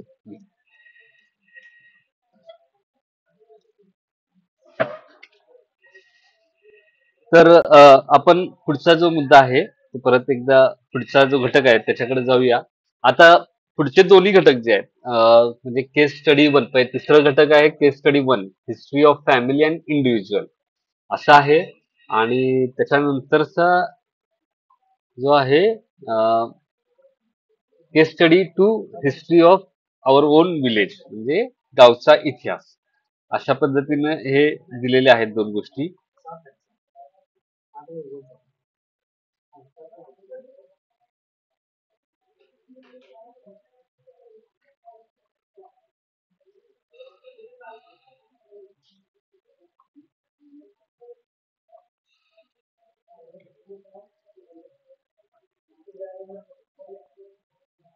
तर आता हा जो तिसरा घटक आहे त्याच्यामध्ये history of family and individual म्हणजे एखाद्या घराण्याचा अभ्यास कुटुंबाचा अभ्यास हा तो करणं आणि त्यासोबतच एखाद्या व्यक्तीचा अभ्यास करणे. तर या गोष्टी देखील आपण याच्यामध्ये करू शकतो लोकल हिस्ट्रीमध्ये. आणि त्यामुळे ज्यावेळी तुम्हाला रिसर्च प्रोजेक्टसाठी मी ज्यावेळी सांगितलं होतं तुम्हाला ज्या गाईडलाईन्स दिल्या त्याच्यामध्ये एका पानावर मी तसं मेन्शन केलंय की तुम्ही अं, एखाद्या राजकीय नेत्याच्या संदर्भात किंवा एखाद्या घराण्या संदर्भात ते तुम्ही त्यामध्ये संशोधन करू शकता. तर त्या पद्धतीने देखील हे करता येते. समजा एखाद्याकडं स्वतःच्या घरामध्ये काही कागदपत्र वगैरे असतील काही माहिती असेल तर ते देखील त्यांना त्या संशोधनातनं मांडता येते.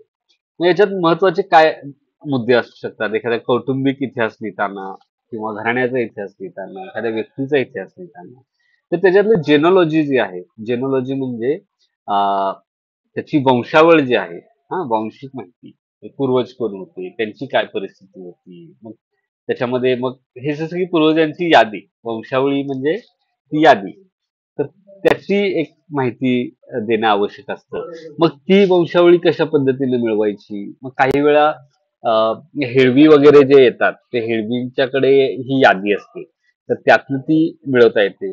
त्यासोबतच काही सरकारी कागदपत्र असतात म्हणजे समजा आता आपल्या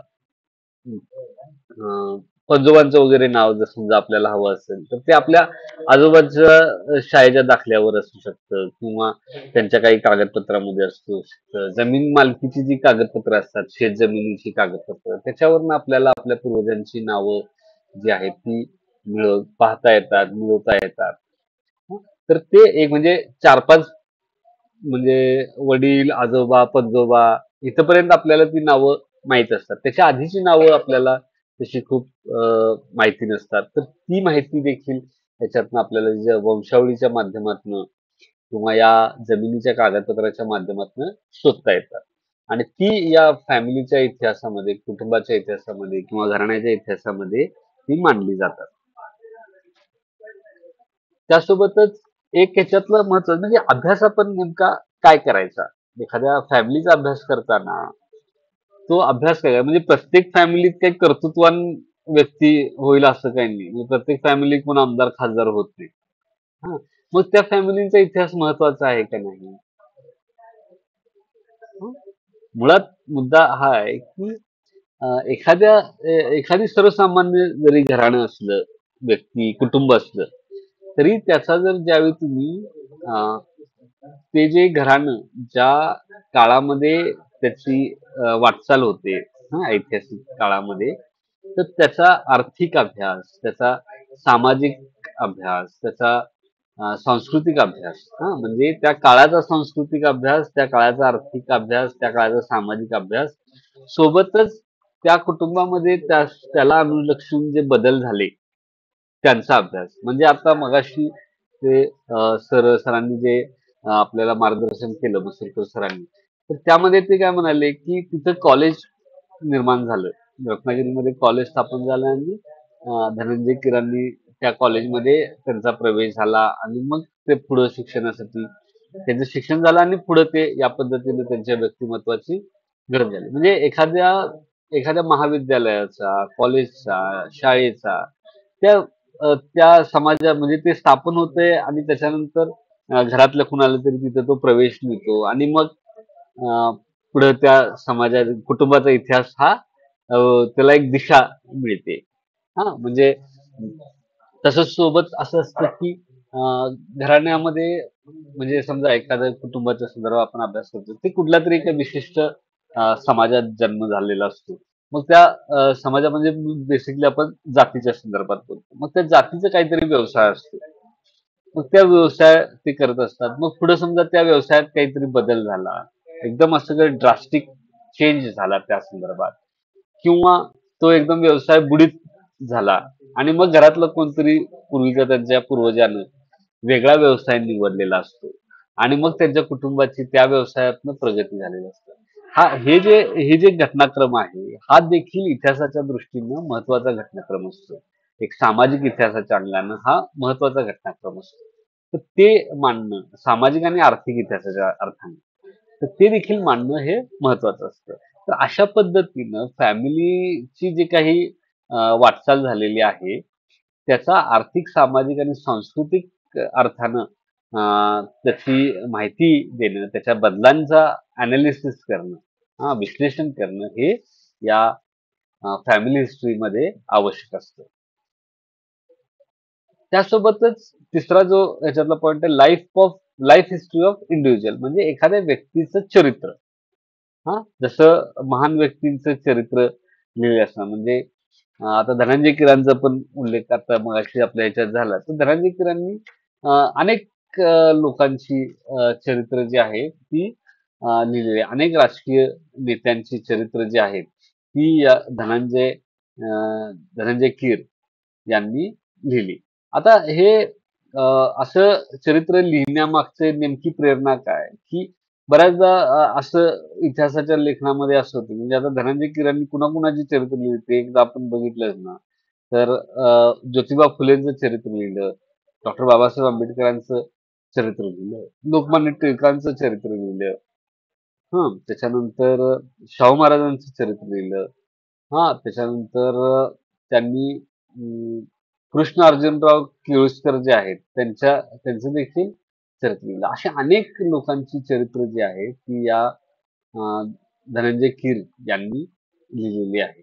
तर त्याच्यामागे दृष्टिकोन असा होता की थोर व्यक्तींची चरित्र म्हणजे इतिहास म्हणजे काय तर थोर व्यक्तींची चरित्र. हिस्ट्री हिस्ट्री म्हणजे काय की थोर व्यक्तींची चरित्र जी आहेत ती हिस्ट्री असं काही काळ मानलं जायचं. कारण व्यक्ती जे असतात, थोर व्यक्ती जे असतात त्या इतिहासाला आकार देत असतात. त्या आपल्या स्वतःचा जो त्यांचा काळ असतो वर्तमान काळ त्याला आकार देत असतात. त्यामुळं त्यांचा इतिहासाचा अभ्यास करणं म्हणजे त्या काळाचा अभ्यास करणं अशा अर्थानं त्याला पाहिलं जातं. तर असं ज्यावेळी व्यक्तीचा अभ्यास जो असतो लाईफ हिस्ट्री चरित्र अभ्यास जो आहे तर त्याच्यामध्ये आपण नेमकं काय करतो मग त्याची पण एक कौटुंबिक पार्श्वभूमी आपण बघतो त्याच्या संदर्भातली माहिती आपण गोळा करतो. समजा नजीकच्या भूतकाळात होऊन गेलेली व्यक्ती असेल तर त्याला ओळखणारी लोक जे असतात त्यांच्याशी आपण संवाद साधतो त्यांची मुलाखत घेतो. त्यांचे काही पत्रव्यवहार असेल तर तो पत्रव्यवहार बघतो. मग त्या व्यक्तीची जडणघडण नेमकी कशी झाली त्याला त्याच्यावर कोणत्या विचारांचा प्रभाव आहे तो प्रभाव कशा पद्धतीनं आला या सगळ्या गोष्टींचा आपण अभ्यास करत असतो. मग त्याची आर्थिक स्थिती कशी होती सामाजिक आणि सांस्कृतिक स्थान कसं होतं त्याचं तर त्याच्यातनं आपल्याला त्याला नेमकं कोणत्या पद्धतीचा संघर्ष करावा लागला वाटचाल करताना काय काय अडथळे आले असतील हेचा आपल्याला आढावा घेता येतो. त्याचं विश्लेषण आपल्याला करता येतं. म्हणजे समजा एकदम कोणतरी वकील आहे त्याचे वडील जज आहेत आणि तो मुलगा वकील झाला तर त्याच्या इतिहासामध्ये खूप तुम्हाला बदल मोठा मांडता येणार नाही. पण समजा तुम्ही पाहिलं की एखादा मजूर आहे आणि त्याचा मुलगा वकील झाला तर हा संघर्ष टिकणं खूप महत्वाचं होऊन जातं. तर अशा एखाद्या व्यक्तीचं चरित्र मांडताना या सगळ्या गोष्टी ज्या आहेत त्या आपल्याला समजून त्याचं विश्लेषण करून हा तर ते आपल्याला मांडता यायला हवं. हे देखील लोकल हिस्ट्रीचा फॅमिली हिस्ट्री हा आणि किंवा व्यक्तीचा इतिहास हा देखील लोकल हिस्ट्रीचा महत्वाचा भाग आहे. त्याचा देखील आपल्याला अभ्यास त्याच्यातनं करायचा आहे. आणि त्याच्यानंतर जो शेवटचा घटक आहे त्यामध्ये history of our own village म्हणजे आपल्या गावचा इतिहास. तर त्याच्याबद्दल दिलेलं आहे. त्याच्यामध्ये हिस्ट्री ऑफ सेटलमेंट म्हणजे गाव कधी स्थापन झालं, गावातली पहिली वस्ती कधी असेल, गावातलं वस्तीचं मूळ स्थान कुठं आहे. म्हणजे काही गावामध्ये पांढरी आणि काळी असे दोन जागा मानल्या जातात. पांढरी म्हणजे जिथं लोकवस्ती असते आणि काळी म्हणजे जिथं शेती होते. मग काही जागी गाव बरंच पसरतं, गावाचा विस्तार होतो. पण जे मूळ गावाचं स्थान असतं ते असं काहीतरी उंचावर वगैरे आपल्याला असलेलं बघायला मिळतं. मग असंच त्याचा गावच्या स्थापनेचा किंवा त्याच्या विस्ताराचा ही एक माहिती जी आपल्याला या गावचा इतिहास मांडताना लिहायची असते. त्यासोबतच गावचा आर्थिक, सामाजिक, धार्मिक आणि सांस्कृतिक जीवन गावचं कसं आहे, त्याचा इतिहास कसा आहे ते आपल्याला बघायला लागतं. म्हणजे गावामधल्या समजा पतसंस्था असतील, बँका असतील, दूध डेअरी असेल, कारखाने असतील, हे आर्थिक दृष्टिकोनातून तिथले व्यवसाय असतील गावातले, तर त्याचा आर्थिक दृष्टिकोनातून, सामाजिक दृष्टिकोनातून म्हटला तर गावातले वेगवेगळे समुदाय कोणते आहेत, त्यांच्या काय चालीरीती आहेत, ते आपल्याला पाहायचं असतं. वेगवेगळ्या धार्मिक स्थळं कुठली आहेत, काय काय रिच्युअल्स आहेत धर्माच्या, या सगळ्या गोष्टी ज्या आहेत त्या आपल्याला या गावच्या इतिहासामध्ये मांडता येतात. आता चॅलेंजेस काय आहेत त्याच्यामध्ये?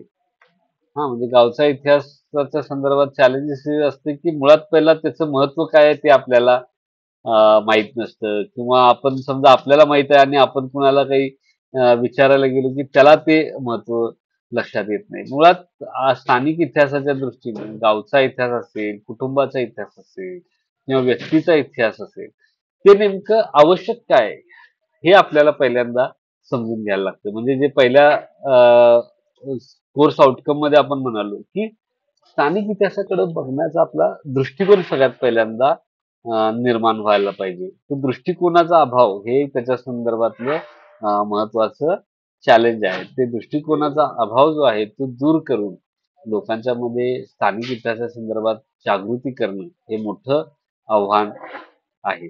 आणि मग ते सगळं झालं. आता मग ऐतिहासिक माहिती समजा आपल्याला गोळा करायची असेल तर त्याच्यातले कागदपत्र नसतात किंवा परस्पर एकदम विरोधाभास वाटेल अशी माहिती असते किंवा काही गोष्टी ज्या आहेत त्या काळोबाग लुप्त झालेल्या असतात, त्याची माहितीच आपल्याला मिळत नाही.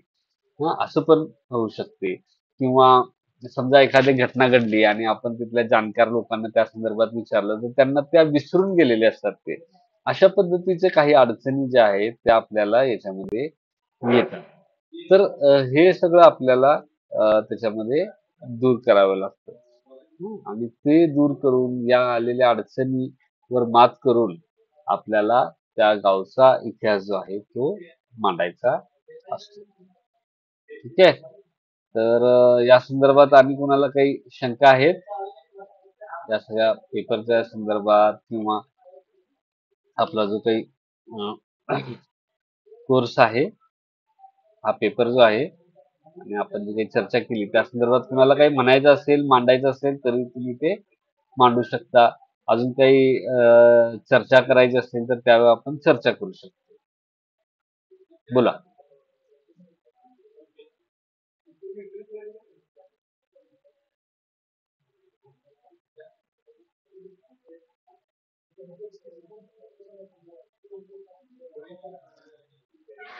कुणाला काही सांगायचं आहे अजून ऍडिशन या 2 युनिट बद्दल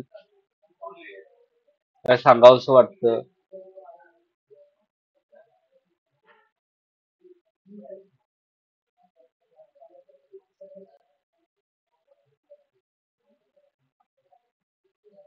ठीक आहे. तर आपली बऱ्यापैकी या कुणाला काही सांगावं वाटतं? बोलणार असेल 2 मिनिटं बोलून मग आपण थांबूया. हरीश, तुम्हाला काही सांगायचं आहे काय? आता आपण आज जर आपलं वेगळ्या पद्धतीनं कॉन्टॅक्ट सेशन झालं, खूपच वेगळं माहिती आपल्याला मिळाली. बऱ्याच लोकांचे प्रात्यक्षिक अनुभव मिळाले. काय वाटतं तुला? तर आता जे आम्ही रिसर्च प्रोजेक्ट करणार आहोत ना, हा ते रिसर्च प्रोजेक्ट करताना यामध्ये काही पद्धती आहेत. सर्वेक्षण आहे, मुलाखत आहे, त्यानंतर त्याची माहिती पण आपल्याला करायचं आहे. मग ते डिटेलमध्ये ते प्रोजेक्टमध्ये ते समाविष्ट करावं लागते का? थेअरी त्यामध्ये प्रोजेक्टमध्ये लिहावं लागतं का? हो हो हो. प्रोजेक्ट मध्ये तुम्ही ज्यावेळी स्थानिक याच्यावर करताय की तुम्ही मेथड ज्यावेळी काय मेथड वापरली असं आपण लिहा असं लिहिलेलं आहे त्याच्यामध्ये, ती मग तुम्हाला ते म्हणजे तो अनुभव पण त्याच्यात लिहिता येईल. नेमकं तुम्ही हे कशा पद्धतीने माहिती गोळा केली, त्याच्यात काय अडचणी आल्या, हे पण मेन्शन करायचं असतं. तो पण त्याचा भाग असतो. त्याच्यासाठी एक वेगळं स्वतंत्र प्रकरण लिहावं लागतं का? कशाचं? 8 आता आम्ही जे 8-9 प्रकरण करणार आहोत ना, हा मागच्या वेळी केलं तसं प्रकरण करावं लागतं ना त्याला. हा, तर करा ना. त्यासाठी एक स्वतंत्र प्रकरण करायचं काय म्हणजे? नाही नाही नाही, तसं नाही. तुम्हाला प्रस्तावनेत हवं असेल तर प्रस्तावनेत लिहा, इंट्रोडक्शन मध्ये लिहा. जसं की सर मी आता 2-3 दिवसापूर्वी मुर्डेश्वरला जाऊन आलोय. कुठं? मग मुर्डेश्वर बर कर्नाटकात. त्या मुर्डेश्वराची काही माहिती मी त्या तिथले जे स्थानिक जे पुजारी आहेत किंवा तिथे जे लोक आहेत त्यांच्याकडून मी घेऊन आलो सर. घरातले सगळे गेलो होतो. बर तर खूप पुराण काळातला तो वारसा आहे सर ते मुर्डेश्वर बर. मंदिराचा. शंकराचा जो वारसा आहे. हं. शंकर आणि रावण यांच्यामध्ये जी गोष्ट आहे ती धार्मिक म्हणजे समुद्राच्या ठिकाणी असलेलं ते एक मंदिर आहे मुर्डेश्वर म्हणून बर. उत्तर कर्नाटकामध्ये. हं. ते कुठल्या गावी? सगळं माहिती उत्तर कर्नाटकामध्ये आहे सर. अच्छा. बर. मग त्यावर प्रोजेक्ट केलं तर चालेल का? करा ना. करा करा. त्यासाठी मग जो संदर्भ आहे ना तो संदर्भ लिहिताना जो सर्वेक्षण असेल किंवा काय असेल मग हा त्याचं ते मेथड मध्ये तो मेथड तिथे मेन्शन करावं लागतं का? हो हो, मेन्शन करायला लागतं ना. मेन्शन ते प्रस्ताव मेथडॉलॉजी समजणं हेच ह्या रिसर्च प्रोजेक्टचं हे आहे. म्हणजे आता हा रिसर्च प्रोजेक्ट केला म्हणजे तुम्ही लगेच या रिसर्च प्रोजेक्टचं पुस्तक करणार आहे अशातला भाग नाही. ते मुळात मुद्दा समजलं सर काय, म्हणजे आपण हा, तुम्हाला ती म्हणजे मेथड कळाली का ते महत्वाचं आहे. आता तुम्ही म्हणालात ना, मला नाव सांगितलं तुम्ही काय, आता तुम्ही आता इथं उघडलं त्याला गुगल मधनं, तर ते खूपच सुंदर ठिकाण आहे असं दिसते त्याच्या फोटोवरून काय, आणि त्याच्या समोर ते जे दक्षिण भारतीय शैलीतलं जे हे असतं ना, दरवाजा असतो, त्याला काय म्हणता येईल, काय म्हणतात त्याला, गोपूर. कमानीसारखं सर म्हणतो. हा गोपूर. गोपूर. हा गोपूर हा, म्हणतात. तर ते गोपूर खूपच सुंदर दिसते त्याच्यातलं. मग तुम्हाला त्याचं आर्किटेक्चर स्टाईल, जसं आता मॅडमनी सांगितलं की आपल्याला आर्किटेक्चर स्टाईल असते, तर त्याच्याबद्दल तुम्ही माहिती देऊ शकता. हा, तर ते तुम्ही तिथूनच करू पुढे शकता. तर गोकर्ण म्हणून एक ठिकाण आहे गोकर्णला पण जाऊन आलो. बर. त्याची पण माहिती त्यामध्ये देतो. अच्छा, ठीक आहे, लिहा लिहा. हं? चला, अजून कुणाला काही सांगायचं आहे?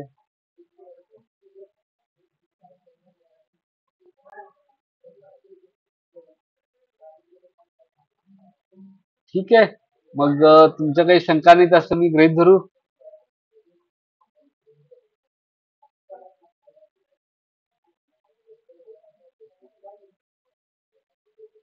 ठीक आहे, तर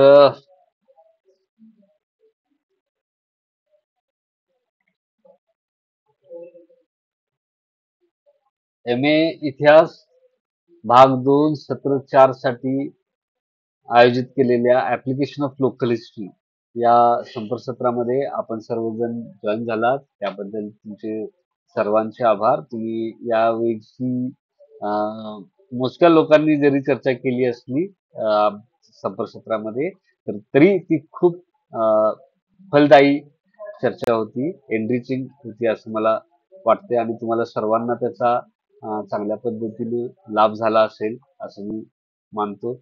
आणि तुम्ही सर्वजण संपर्कसत्रामध्ये जॉईन झालात त्याबद्दल तुमचे सर्वांचे आभार मानतो. धन्यवाद.